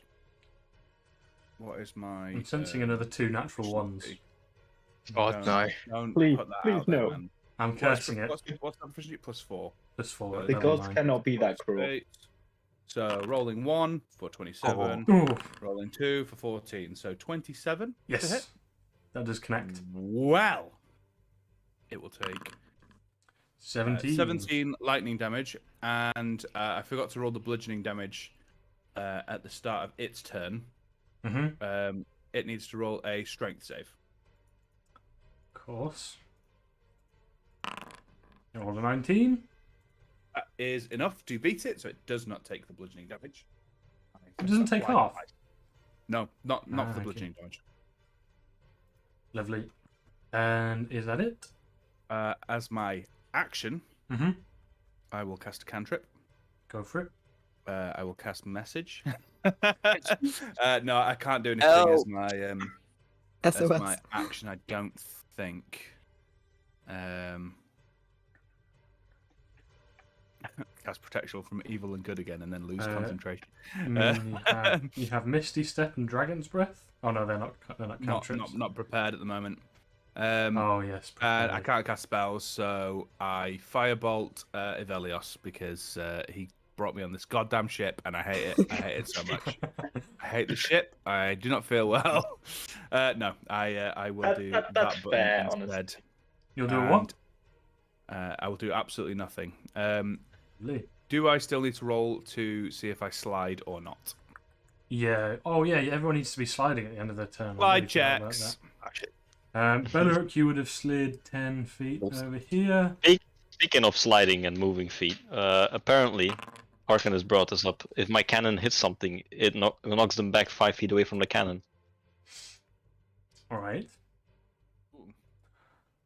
I don't think I maintain my grip on the. No, Helm. you don't. It's just a DC 10. Well, me sliding. I've got a slight issue here. You do. You just slide against the banister. Oh, okay. My ship has railings for a reason. Yeah, that's the point of railing. So you all slide towards the right of the ship. But Ivelios, it's your turn now.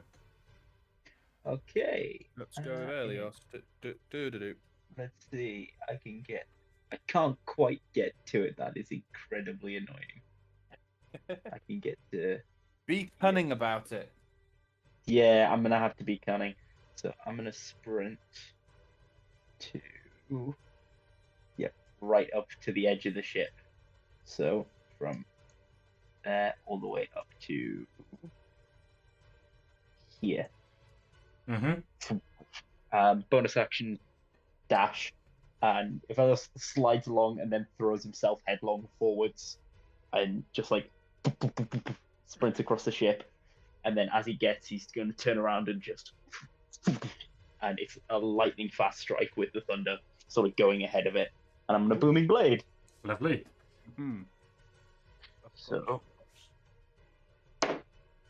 that is a 13 to hit. And that is not it. Man. Oh, you've already said it doesn't hit, so I can't use my bardic inspiration, correct? Yes. That is how that works. Yep. As soon as I saw the nat 3, I should have used it, but so be it. I mean, for future reference, if you want to use it, say before you say it, or I will just say if it hits or not if you say the number. So try and say if you're using it before you tell me the number, and just make a quick decision. Right, yeah. In which case, he's gonna leap towards it, miss, and then sort of slam back down, feet just on the edge of the railing, and sort of lean back into the ship and settle in. So I don't think I can go anywhere because I am obviously on. Yes. I'm feet against the railing. So that is correct. That ends my turn. That ends your turn and comes back around to the Kraken. Beleric, you have slid back within range. No. The tentacle? It starts its turn in the storm, so it has to roll the strength save. Or the Kraken itself does, yeah. Yes. Oh yeah, this isn't for the tentacles, right?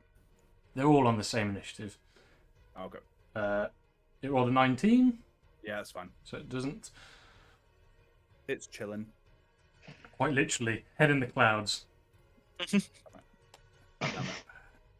The tentacle whips out to strike at you, Beleric. 21 to hit.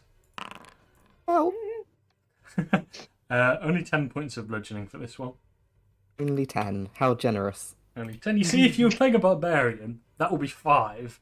And then if you were playing, someone with health. I'm not. Yeah, but if you were, just saying, I'm just trying to doing put it it out looking superb, so a young, leave a beautiful corpse. But you don't have armor. Superbly hurt, perhaps. And as it does that, some of the spines shoot out at you as well. Okay. With a 19 to hit. It also hits me. Lovely, dealing 9 points of fire. Ouchie. Got you. That tentacle isn't within range to... Oh, actually, how far can it... Okay, not that far. The right answer. That tentacle's not in range to do anything. What turn is this? Not the right turn. So it's the Kraken's go next. The Kraken has, obviously, multiple attacks with its... Better not. Tentacles. And considering Avelios and Janus are in range, Oh boy. Yeah. it will make 2 slam attacks, one at each of you. Okay. At advantage against Janus. Hello. Yes. A 30 hits you. Yep. Uh, How much damage is that? Just about. The damage is 35 points of bludgeoning from the main Kraken. Mm-hmm. Reduced by 3, so 32. Reduced by half, so 16. Cool. 72. It's but a scratch. And you need to make a strength save. Ooh. Oh no. Here we go. 25. Time. Oh yeah, I you're have all fine. this to look forward to. So the tentacle wraps around you, but you kind of manage to you elbow it and you punch it away from you, and it unravels. Nice.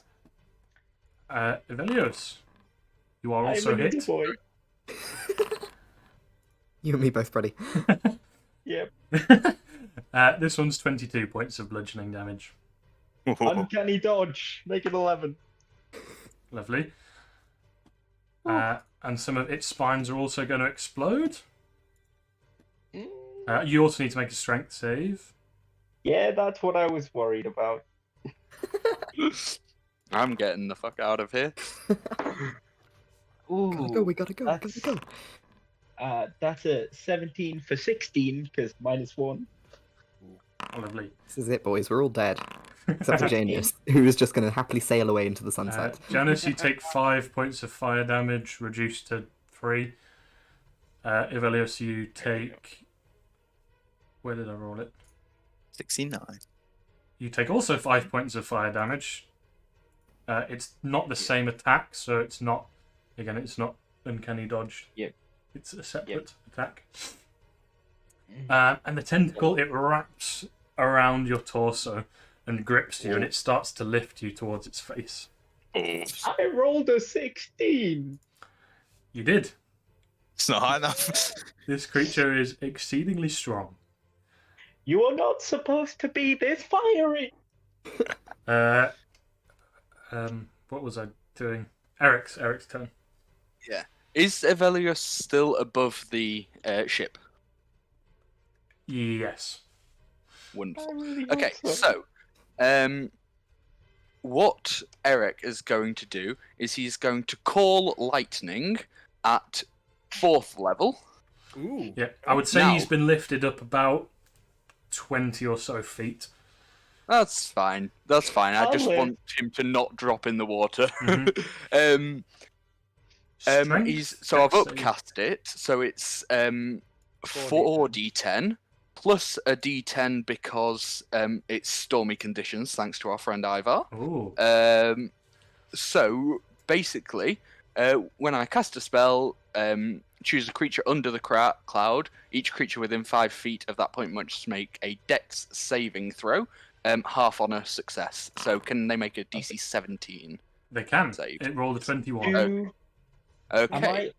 Am I also taking that? No, I you're not. imagine you would have aimed more towards the base of the tentacle. Well, I'm aiming more on his I'm just You're just aiming hitting- for the creature in general. Yeah.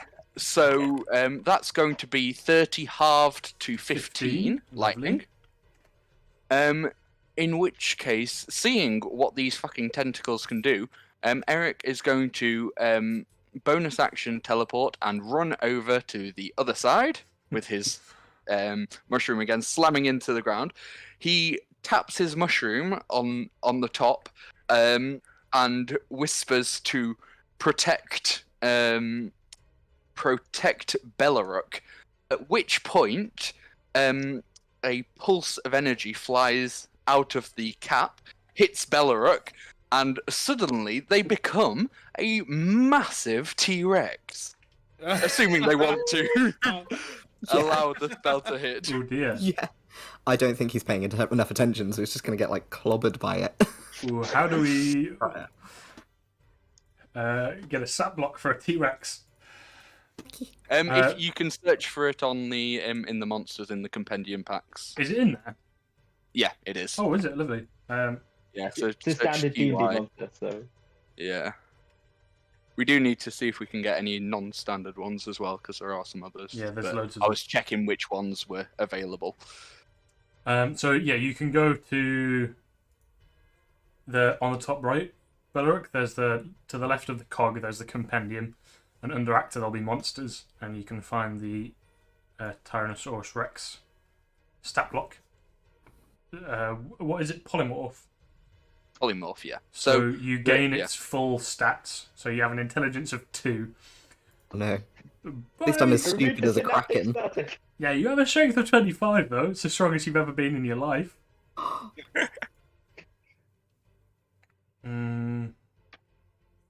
It's Monchy Crunchy time. I'm just going to remove this from the map. Calamari's back on the menu, just boys. to get rid of it. For anyone wondering, the mushroom is sort of spell storing. That's how I've done those 2 spells. If I cast a large on the T-Rex, will the ship capsize? It's like... It's not designed to hold a huge T-Rex, but Let's just There we go, we break have a T-Rex. Velios's stuff.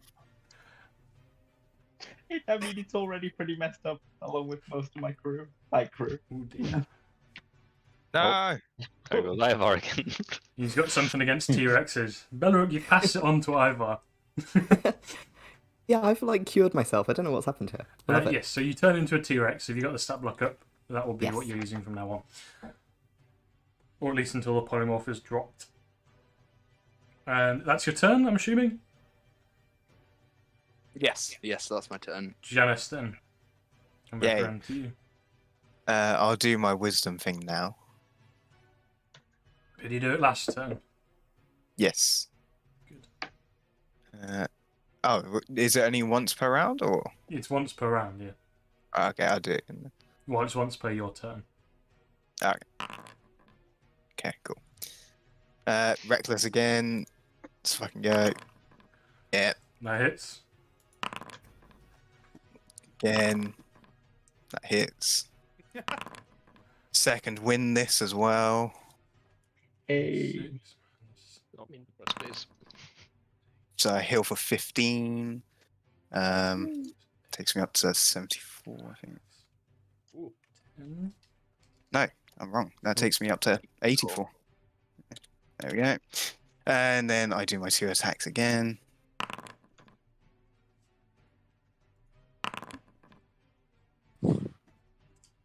Second wind is not the Oh, is it not? second wind is the healing one, not the Oh, wait.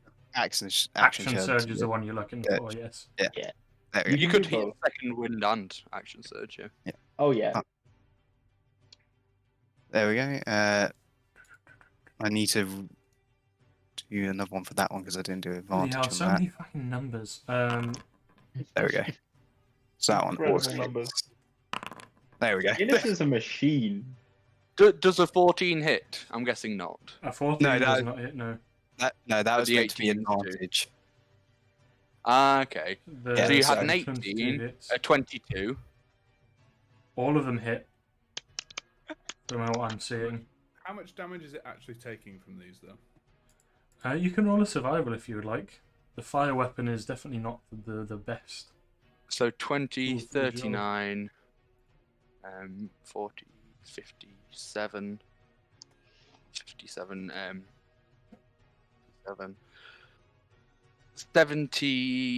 76 damage halved to 38.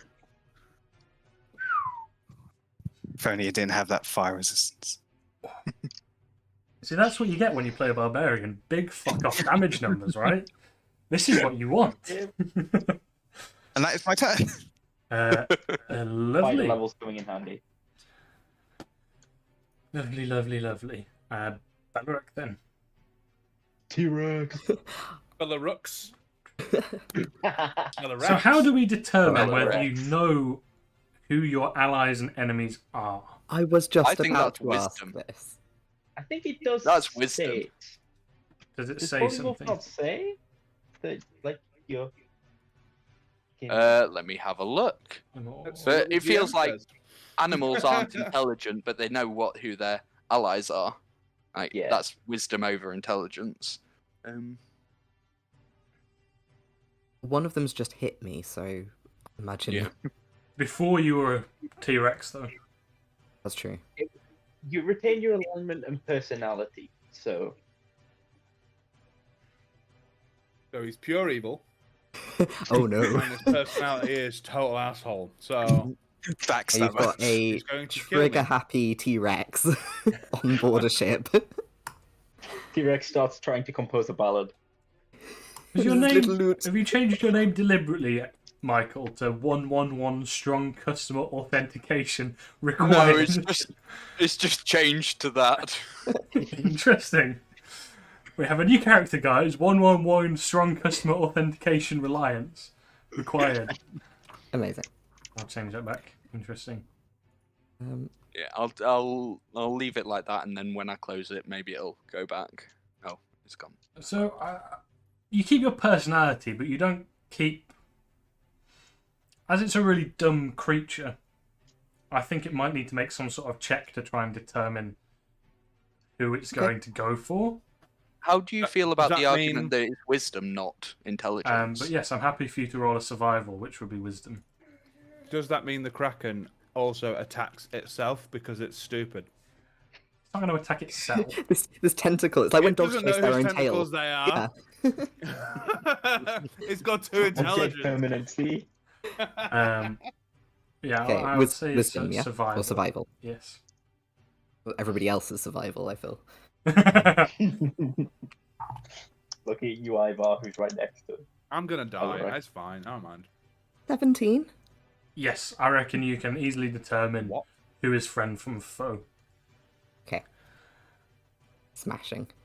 Which is exactly what I am going to do. So,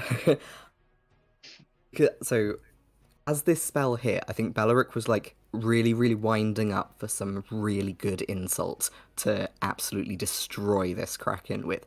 And then he just got like blindsided by tiny arms I'm and stupid. a tail. So he's gonna like, yeah, just idiocy. So he's spin around, and I think probably not even making it a conscious decision is gonna like thwack at the tentacle with its tail and make a tail attack. Mm-hmm.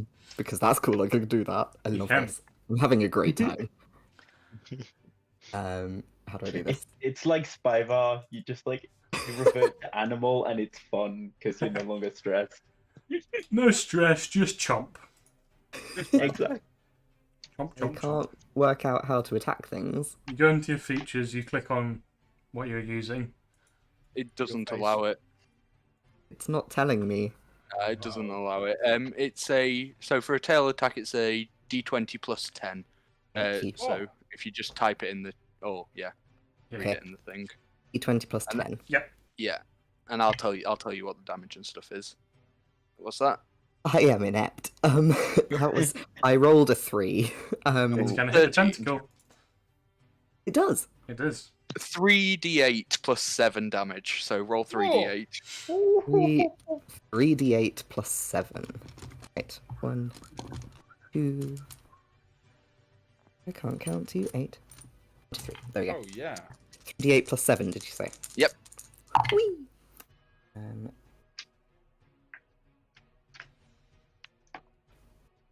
19 Lovely. of damage. And you can make a bite attack as well. Not against the same creature. Yeah. Well, you can Yes. make it against another tentacle or the Kraken itself. Not against the just same not target. against the same tentacle. Yeah. So I'm going to spin round Ivar. and I am going to see what Peanut Brain is identifying as an ally being like lifted precariously over this munchy mouth, and I'm just gonna charge at it with the attempt of I can't reach it this go, but with a kind of Can't you? not my friend. I've only got 50 foot of movement. Or the Kraken. You're not going for the other tentacle. Yeah, no, I'm going towards where Avelios is being like angled. Go for it. For a moment, I thought Ivar was going to get attacked. And out there. I was expecting. Dwarf munch. Small snack. And That's all I Smack can do. I can't reach Yes. it to do another attack, so Wilston then. Alright, Wilson, seeing that Evelios is kind of like being dangled upwards, his protective nature is going to kick in.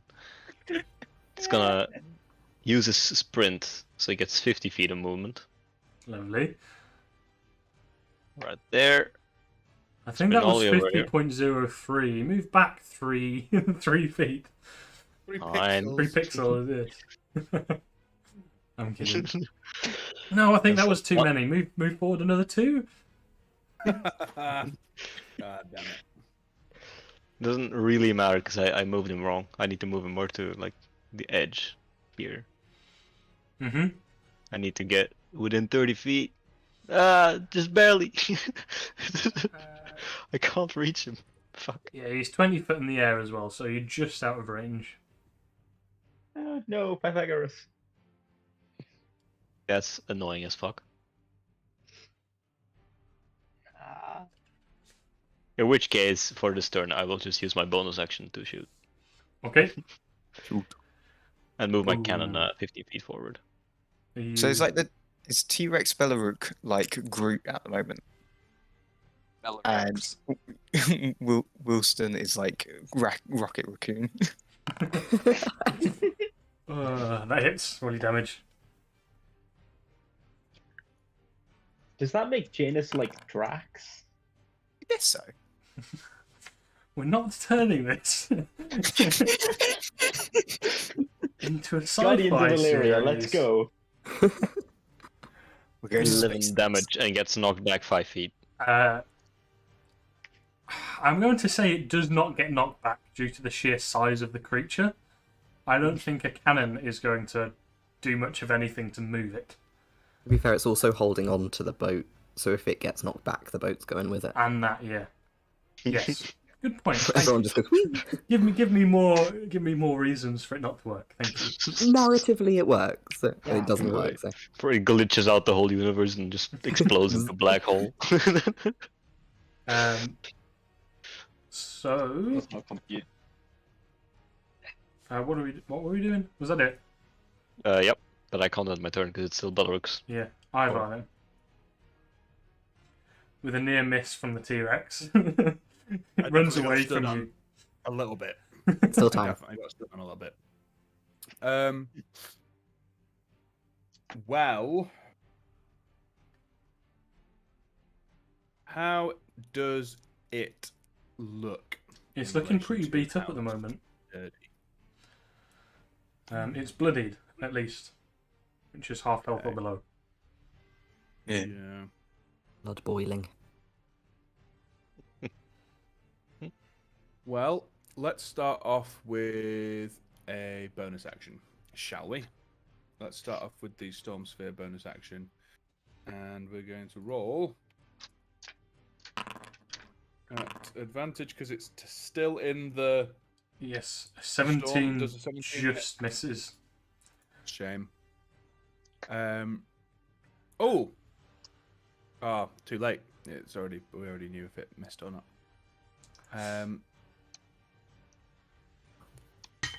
Then I'm going to. Oh, I can't.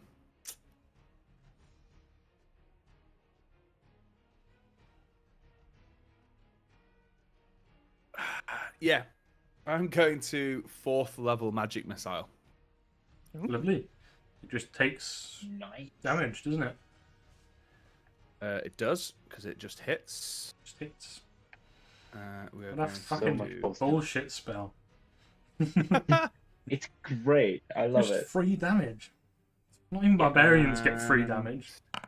Yeah, but it's also incredibly easily countered by one of the most common spells there is, which is Well, I shield. rolled. You think a I rolled Kraken a has 1. shield?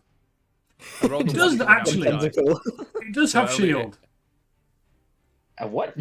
It doesn't have shield, but as you fire the magic missile, its skin shimmers with a Oh lord! barrier, and the magic missile doesn't do anything. I'm glad I rolled terrible damage. Okay then. What? It has shield. What is going on? Presumably, like- it has shield. Magic krakens at all. You're not supposed to be magic. Why did you remind him? I'm sorry. That is At least I got my damage in. I'm happy. Oh, it does have shield. Holy Jesus! How does it? I have hate shield? this so much. Yeah, we're in Trouble. Just a tad. Speak for yourself, I'm a dinosaur. You could probably take this thing one-on-one if you tried hard enough. I am a Stegosaurus. I am a Stegosaurus. Right then. In which case, I'm gonna get closer. Yep. How do I measure? How do I measure my? You press distance? Control and then click. Aha. It measures it. So And then you I'll can move press 25 space and it should drag it along. 25 Yes. feet to there, Lovely. and then I'm going to slide. You 10 are. feet towards. So the, you'll slide into the side of the stairs and then kind of stay there. Oh, yeah. You can only slide Dodge against a cannon. if Elios then. Oh, All right. I am being dangled by a tentacle, correct? You are. So you're currently Excellent. restrained. Ah, delightful. The restraint condition is awful. Oh yeah. It is pretty bad. So your speed becomes 0. Your attack rolls have disadvantage, and you have disadvantage on your dex saves. However, it is strength or athletics to break the grapple. To break the grapple. Wait, That's a hard. is that athletic? Did you say? Strength or athletics. Sorry, athletics or acrobatics. Oh, okay.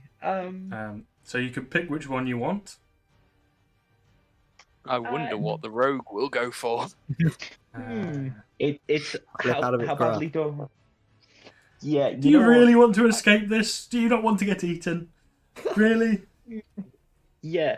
I'm gonna bring my arms in, like as much as I can to make myself small, and then basically what I'm gonna do is just sort of just hit it with the edge of my rapier, sort of just knock something loose, so I can just squeeze out, and I'm gonna roll acrobatics to try and get loose. This should work, he says. Should work, he says. I'm gonna use my bardic inspiration. So that's a 23. Oh. Hack it with my Flash of Genius. Oh, that's a 28. 28. That is enough. You wrap your arms up tightly and you drop right through the tentacle as the suction cups try and keep hold of you, but they just quite let you go. Okay, I believe I'm on deck. Yeah, you drop 20 feet. Do you have anything to stop you taking full damage? I roll on impact. Does that count? You can make me an athletics check to see if you reduce the damage by half with a nice roll. Yeah, sure. I'm gonna athletics. That's 10. You take full 6 points of falling damage. 6 points of full damage. Ow! As I slam onto the deck, I'm like, yeah, the deck's very wet. It makes it hard to perform this action.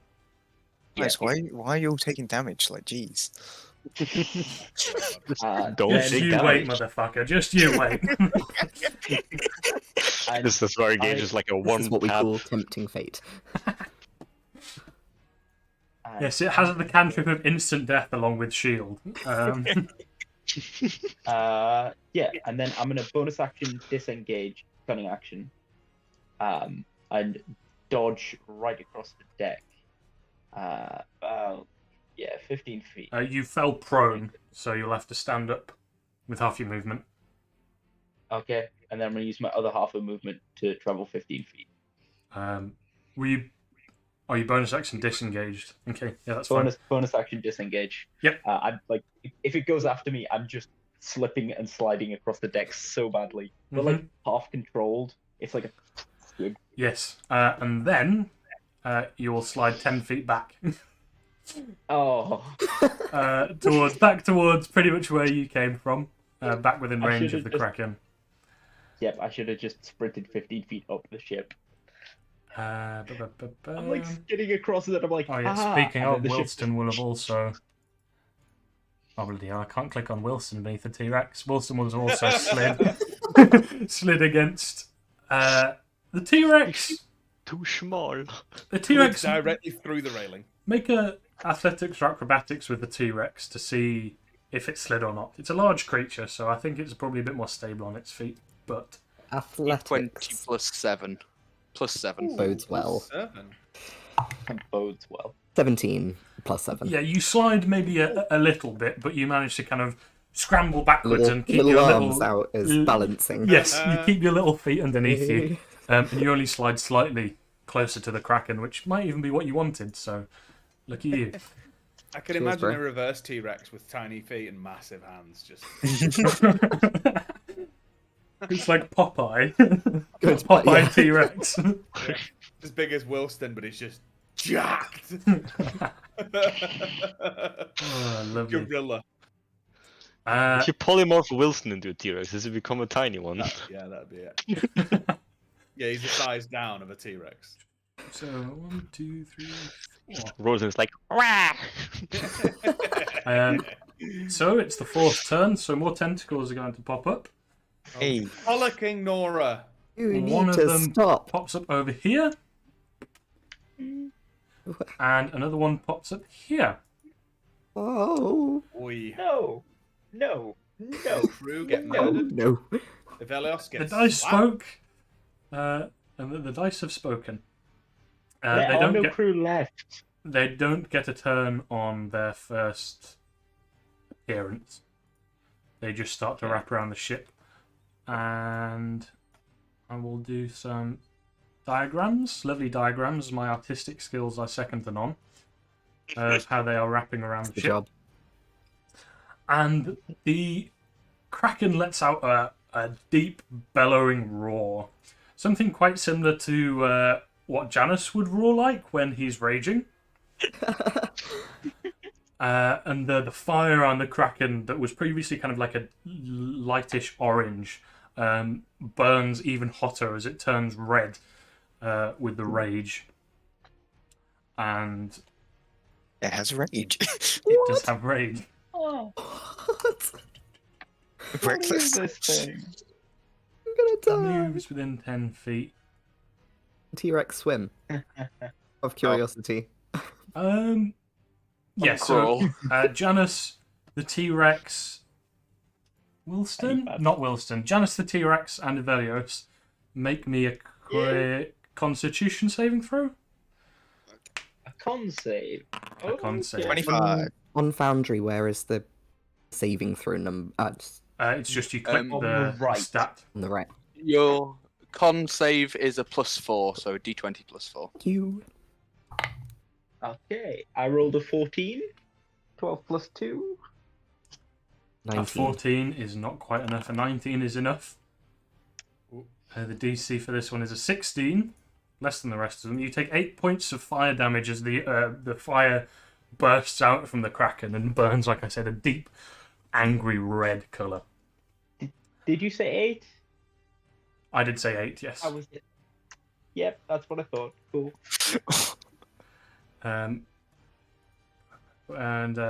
Yes, it raged. Evelios is so beaten up right now. It's just a He's rage. awful. It's a You've rage also battle turned between your the Kraken healer. and It James. is. Turned your healer into a T-Rex. And with its rage, one attack.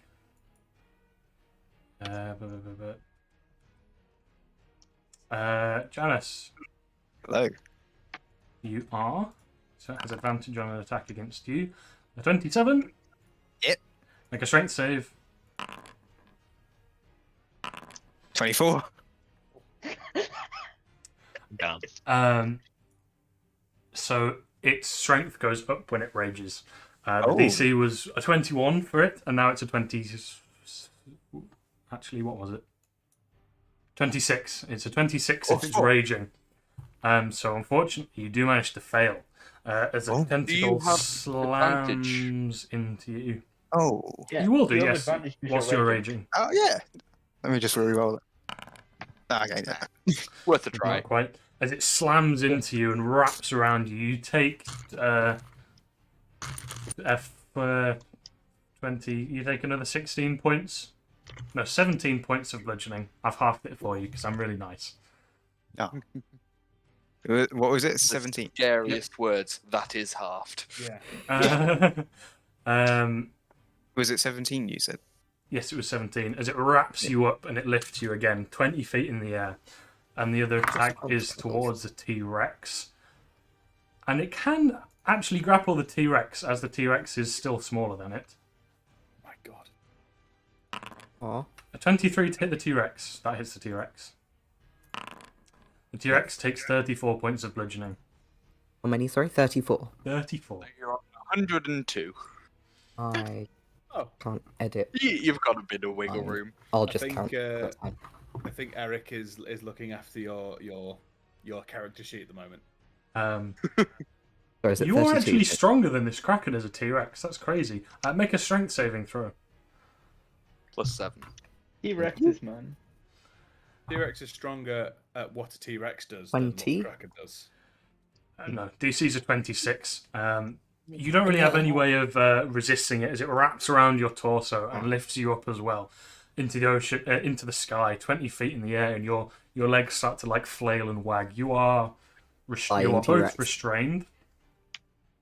And the tentacles that hit you with are going to explode with spines. Nope. I'm healthier than I have ever been in my life. I'm A doing 28 and a great. 30. Both of them hit both of you. Janice, you take 16 points of fire, so 8.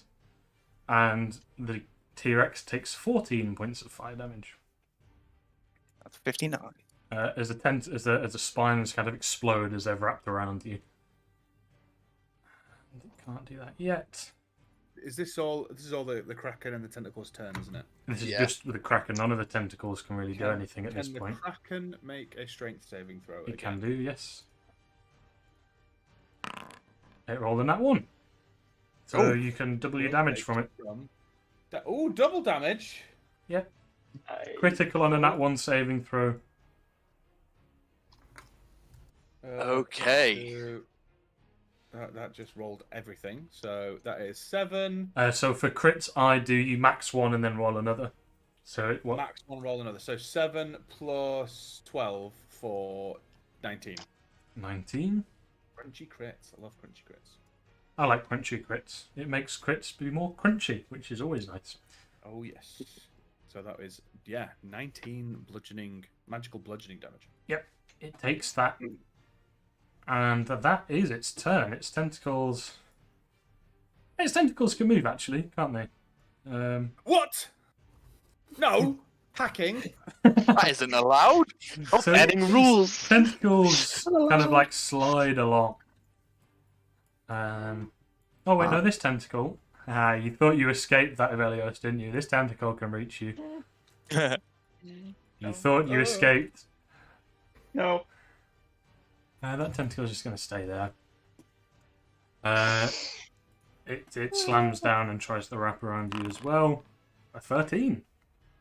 No, it's raging. Sorry, it has advantage. It rolled a 13 twice. Misses! It misses. Even It's- without armor. I just bend over like backwards, just like basically just hinge. But like, it didn't hit. the heels. It's going to shoot the spines out as well, though, afterwards, which rolled a 26 for 10 points Yeah, of that fire. hits. 10 points of fire. Yeah, my face is charred. Oh no! And your waistcoat's got a few burn marks across it. Half the Sadly. damage. Oh no! Half the damage. No, not yet. I'm gonna need it. And that is the end of its turn. Eric. Right, so Eric's been concentrating on Call Lightning. When you said double the damage, is that just for Ivar's thing? Because It's because it got a nat 1 on its saving throw. Oh, sweet. Okay. What Oh. was it? It's from A dex save. 5d10. Yeah, give us a dex save. Oh Rolled my a God. 20. So it takes half of 17 rounded up to 9 lightning Lovely. damage. That is depressing for 5d10. It is indeed for 5d10, yeah. Sad, Just as a bonus action, I'm gonna healing word Evelios. I know it's probably not gonna help much, but Anything is helpful. It will help so much. take 8 healing. Oh yeah. Oh, you just doubled my HP. and you I look slide. slightly less charred. They become second degree burns instead. Before I start sliding, I'll move up and then slide down. Do you want to make a strength to try and hold on to the barrier? Yeah, let's do Barrier. that strength save, Eric. Okay, Oh, I'll no, try he'll and leave his hold on arms to the there. barrier. It's just a DC 10 for this. It's not Come on, particularly you difficult. Okay. man. Not Gonna that bad with my -4. Snap at the shoulder blade. I got Damn! 3. You reach out So I and you slide kind of down. you wrap your fingers around it, but you still end up sliding down. So you move up and then you slide down 10 feet again. Your fingers are still Wonderful. there. Yes, Janice, you are restrained in the tentacle's grasp. 20 Let's foot in the go. air. And to break out I'll this. hit it. Strength Come on. or why do I keep saying strength or athletics? Athletics or acrobatics? Let's Come on, To break Jane. this, Thank you, boy. do I have advantage on this because I'm raging? you do. It's Yes. a DC 26. Did not pass. You did not pass. You are still restrained by the creature. You have disadvantage on your attacks. You can still attack, though. This is Yeah, fine. you can attack recklessly. I was going to for say, flat. and you can attack Yeah. recklessly to hit it Which you normally. did as well. The first one doesn't quite hit you. Kind of like pull it up and try and like score it along the tentacle, but it doesn't do any damage. And I've still got my second one, right? You do. That Oh, one does hit. You pull with the first attack. You pull the sword up and kind of out, and then you plunge it back down into the tentacle. Jeez. Four, And end. 5. Bell. Your T-Rex is grappled in the air. He sure Dick. is. Kill it! Attacks are at disadvantage, aren't they? Yep. Okay. In which case... Yeah, I don't want to get eaten. I'm going to try and get out of this. Oh, wait, I've got my thing as well. Yeah, wisdom save. Oh. So, was it I athletics don't or know what acrobatics? they mean. It's Yeah, you scary. probably want to go with athletics. It's a plus I will. 7? 7. Plus 7. Yeah. Oh, bugger. 8 plus 7. No, I feel like that's probably Nope. not enough. Like I said, it's a 26 to escape the creature whilst it's in its rage. Oh no. I Was that cannot all I can succeed do? that. You can attack at disadvantage, I'll try. It might You've got a work. plus 10. and you have a multi-attack as well. I'll allow you to Yeah. use them both against this target. Because It's a disadvantage. Yes. 'Cause Yeah. it's a large creature and you're grappled by it, so I don't see a reason why you wouldn't be able to hit it with both attacks. Right, let's go I'm with the so bite first. gracious. I'm such a nice DM. Yeah, That one nice. cocked. DC 26. 18. An 18 hits. This is the Monchi. 4d12 plus 7. Thank you. As you Oh, this is testing my maths. Oh, balls. Let me do some maths. you crunch down on one of the tentacles with your mouth and try and rip the flesh off of it. 26. Okay. Is that with the plus 7? Yes. I rolled not well. Mm-hmm. And then sure, I'll try it disadvantage with the tail as Tail. well. Yeah. Give Why it a bit not? of tail. 14 plus 14. whatever it is for the tail. Oh, plus. Yeah, that'll hit. Plus 7. 24. 20. Four. Or is it a plus 10? I mean, Plus it hits 10. either way. So you can roll your damage for that.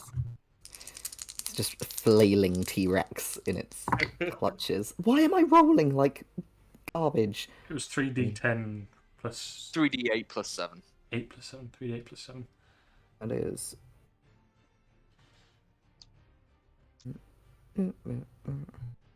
16. What was the first one? 26? 20. And the second one? Yeah, I did it. 16. 16. So Okay. 42. Yeah, with 42 points of damage, you actually you rip the tentacle off, and the tentacle dies, which will drop you down to the ship deck, taking 8 points of falling damage. The ship deck come with me. It does drop slightly in the ocean. Sorry, Evalios. I'm flanking. But you land, and is that your turn? Yes. Wilston, then. Let's go, Wilston! Message. Cannon! Wilson's not gonna do anything fancy. He's just gonna Blast in time. actually. And shoot Blast. again. He's got high con, so that's a bad idea. I'll just shoot him with this. I'll shoot him with my shotgun. Yes! Click, click, boom. Cock. When in doubt, shoot it. 11 does His motto. not hit, no. Don't I have like sharpshooter? Sharpshooter gives you a Start minus doing- to the attack. Oh, it's a minus, yeah. It's a -5 to do a +10 flat damage, which is quite powerful. Well, I didn't do it, so I Yeah. guess I'll miss my shotgun because I was too focused on aiming with my cannon. You were you were distracted by the dip of the ship as the T-Rex smash landed right next to you. Exactly. Sorry. A 16 doesn't hit the Kraken either. X. Stop wobbling the ship. I can't aim. You fat T-Rex. Sit down, you're rocking the boat. And I will use my 25 feet of movement to like here, Okay. which I will then slide 10 Yeah, feet you back. slide 10 feet backwards. Oh, I've just unplugged my Just headset. Don't talk shit about clambering up me. and then just sliding Bloody, down. I can't hear it. I will rewatch the stream afterwards though, and I'll find out what you said. Right. If that's your turn, we go to Ivar then. We do. I've just realised I've been rolling with one less bonus because of my my grimoire. And my spell. Yeah, it Okay, should you be a have +1. +1. So there is another plus one on there. So a 26 to hit it with the lightning as a That bonus hits. action. Yes, definitely. And that Hey. is 46. So, whoop. For 14 lightning damage. You see it lance underneath the skin of the Kraken as it lets out another piercing shriek. And God, I want to fireball it. You will be able to fireball it somewhere where it doesn't hit other people quite Yes, easily, as but- it's such a large creature. Fire is not a good idea. From what you've Um, seen, Does it still look like there's some sort of magical shimmering field around it? it lasts until the start of its next turn, if I'm correct. So yes, it does. So it would have ended on its last turn because Yeah, Ivar did when it it on his grabbed. last turn. Oh yeah, because So- we're like. Oh past yes, that. yes. So it would have. Yeah, no, it doesn't anymore. The shimmering shield dissipated as soon as it entered its rage. Okay, so then I will attempt to magic missile again. This time I will go for level, and I'm going to use my feature, my my power surge feature, to add an extra +4 force damage to the damage that I roll on this. So hopefully, does that? So would that apply to each magic missile, or just one of the magic missiles? Can you put it? Can you put it in the chat so I can read it? What is it you're using? My power surge war mage feature, because with Once per turn, when you Magic deal missile. damage, you only roll one damage roll. you can spend one power surge to deal extra force damage to that target. So, I would say. I would say it's not on each of them. It would just be an extra bit. Of It would damage just be on an it. extra. It would be an extra 5 because I roll stuff around up. Sure. That did not come through.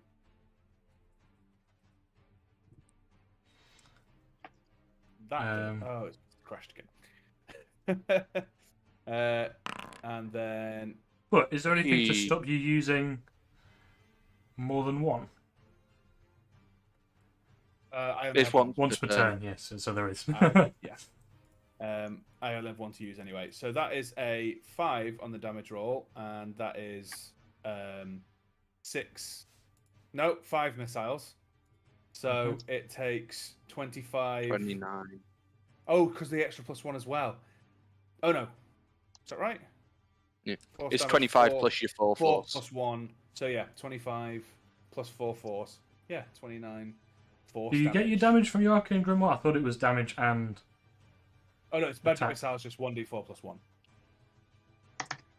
So I rolled. Oh, is the 5. +1 already from your? That's just from the magic missile. Yeah, and then the +4 on the end. So yeah, 29 total. But what about your arcane grimoire? Does that not attack? No. That's no to damage. hit. Oh, it's just to save hit and DC. DC. Rolls and saving throws and DC. So 29, lovely. 29 total, force damage, and then the lightning damage before that as well. That's pretty good. That was some hefty damage. Good. Ivelios. That's a lot of damage. Okay. A lot of damage. Gonna panic ever so slightly. Actually, what I would like to do. Can I use my conversation in battle to shout at Ivelios to get near me? Go for it. Speech is a free action. Well- You can use it whenever you want. Ivelios, get over here! Okay. Alrighty. I'm gonna. So what I'm gonna do actually to begin with is I'm gonna run towards the Kraken. Yep. And just leap at it and attempt to stab the tentacle that's holding Janus aloft. And I'm gonna What, the booming one blade. that's 20 feet in the air? Oh. Got a What's my long jump? sword. You walk around with a 20-foot rapier. Questionable. I don't think I'm going to say that that's canon. The Um, extendo Oh, You are Extenders. not Go going to be gadget able to extender reach. rapier. You are not going to be able to reach Yeah. this. yeah, no, my incredible strength score means that I definitely can't do that. So instead, I'm just going to attack the main body of the Kraken. In which case, or like Perfect. where that tentacle holding Janus meets the body. It meets So- the body under the ocean. Somewhere. Ah, never mind. Well, where it goes on deck, you know. I'm aiming for the base of that one where I can see it and stuff. If that makes sense. If it's, I attack the Kraken. Yeah. I think that's the best way to go. Yeah, no, that tracks. That's in that one. Lovely. You sprint over to the Kraken and you swipe at it with your rapier and you kind of slide, stumbling slightly along the wet, burning water. And Not you miss. supposed to burn. And you I'm miss. too distracted by the fact that the water is burning. At which case, I'm gonna throw myself headlong away from it after that, Yep. and get to. You only have to attack, right? You don't actually have to hit, do you? Yeah, it's just when I make a melee attack, and I'm gonna slide 17. Yeah, that's about as far as I can get to Wilston, and then I immediately fall 10 feet towards the side of the boat. Yes, you do. Delightful. Oh. I Janice. would have fallen as well. I am in danger. Janice, You have Janice. 16 HP. Oh, This thing I'm is getting a- that. This thing is just not dying. As you are grappled by this creature, it is going to lift you into its mouth Ooh. and swallow you. Oh. Only the barbarian would go, ooh. We're taking this fight inside, boys. So you are now blinded. Yeah, as you would. be. No, I'm not. You are It's my not sword. because of your Your sword. sword stops Elaborate? you Yeah. being blind. Because it lights. Light. Oh, right. Well, yeah, no, that's fine. You are restrained as well, Mm. and you take Here comes the good bit. 23. No, you take 12 points of fire damage. Okay. Wait, what was that? I'm restrained and what? Just restrained, Oh, okay. and you take 12 points of fire damage. Cool. Are you Um, blinded because it's dark, or are you blinded because there's a wall of like weird Kraken gut flesh in your face? blinded because it's dark. Well, a combination of Okay, both, fair really, but mostly Never because say it's weird dark. cracking gut flesh ever again. No, let's say Sorry. it again. I like that actually.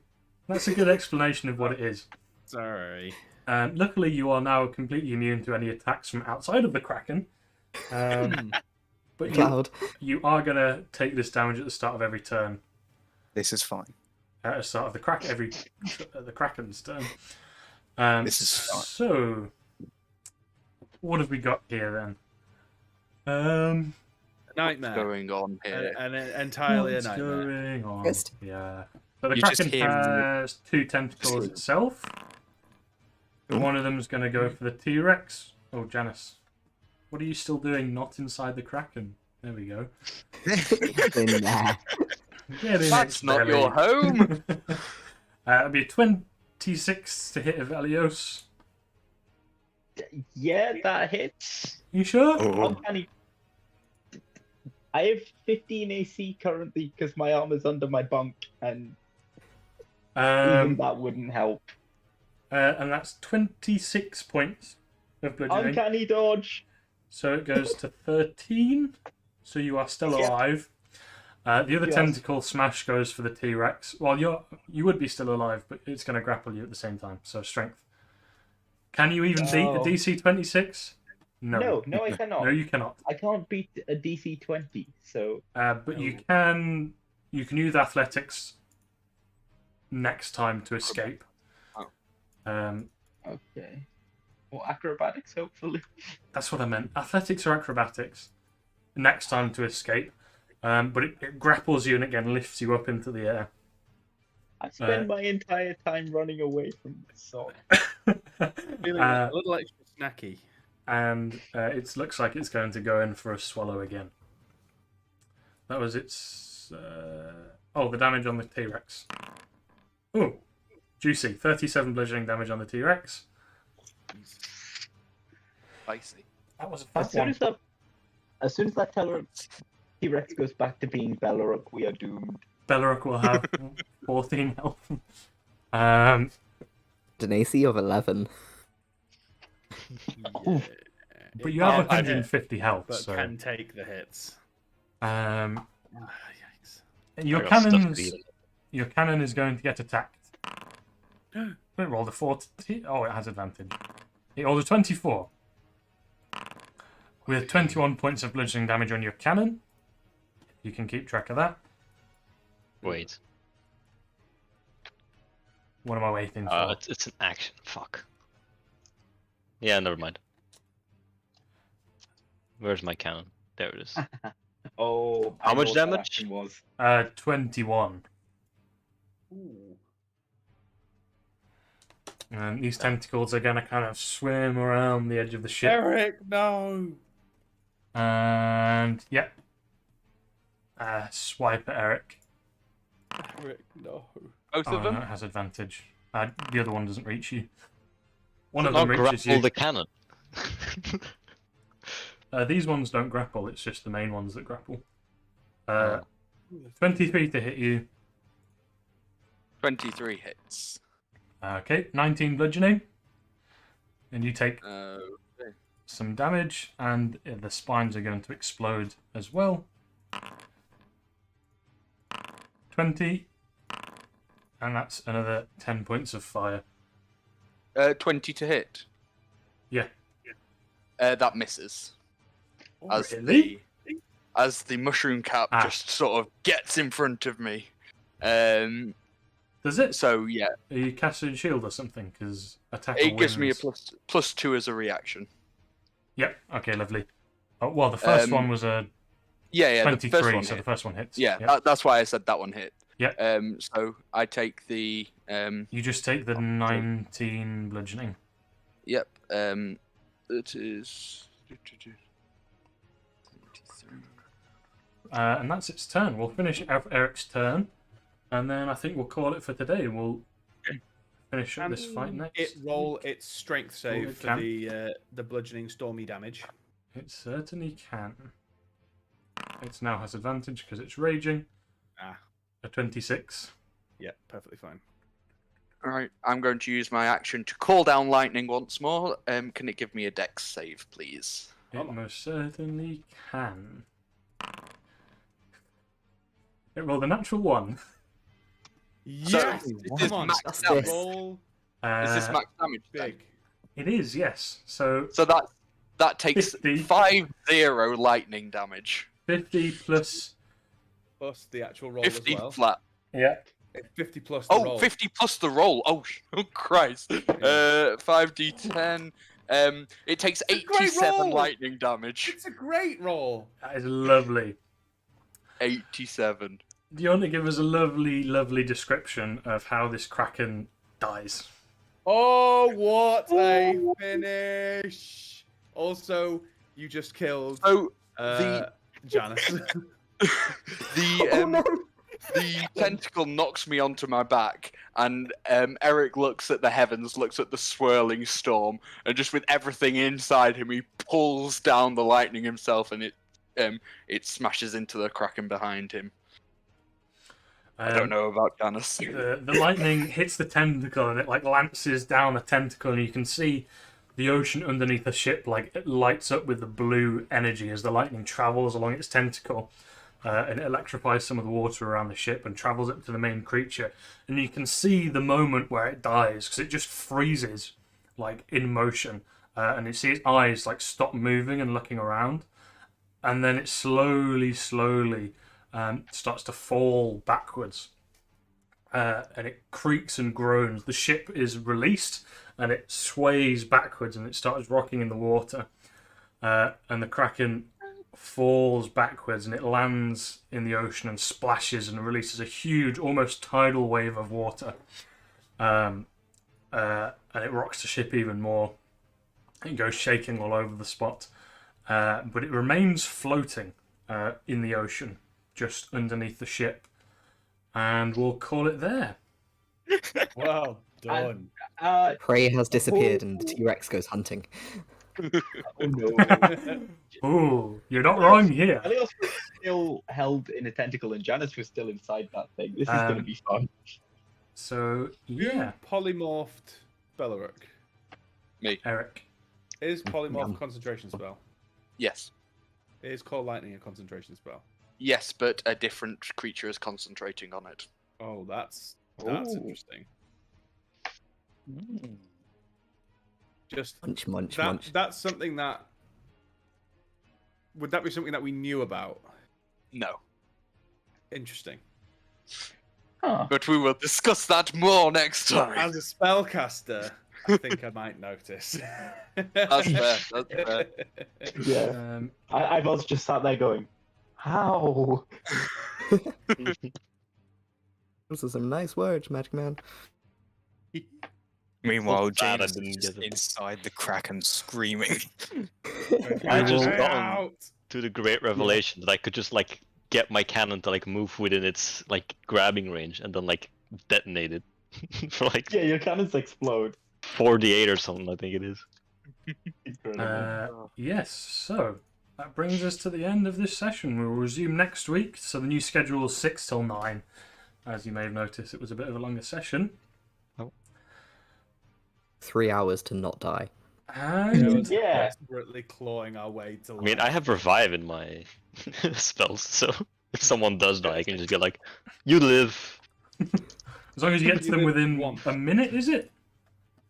Yeah. He revivifies You a can get to minute them during. Revivifies a of minute. combat, pretty much. Which I can so- achieve by casting haste on myself and then just.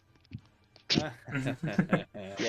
Can I cast? Is that allowed? Yeah, you can just touch yourself. Okay. Or see yourself, actually, because it's a see spell. But yes, thank you everyone who came to watch. As always, I run paid D&D sessions. If you want to join one of my groups, the link's somewhere down below. I have released cool maps and D&D tokens on Patreon. Ivar's started streaming. Not Ivar, Apocalypse. Yeah. The link's also Technically, in Only the... watching it if it's Ivar. Technically. Apocalypse has started streaming. The link for that should be below. I did put it in before the stream started, but I think I clicked save, so it should be there. Any other final comments before we call it? No more Krakens. Yeah. Stop with the see. Krakens. Let's stop Dragons inventing shouldn't rules. be on fire. I don't want to Inventing point what? out that this whole fight took place in 30 seconds. Yeah. So much shit happened. D&D combat is Kind of. weird. Really weird. 30 seconds. It took 3 hours to play it out. Yeah. Chaos. Nice. 30 seconds is a long time, guys. A long time in combat. It felt telling more yourself like that. Keep telling 15, yourself 20 minutes. It felt It's a longer. long time when you're fighting for your life. Definitely. The adrenaline's running high. But yeah, thank you all for coming along, and we will see you next week. In theory.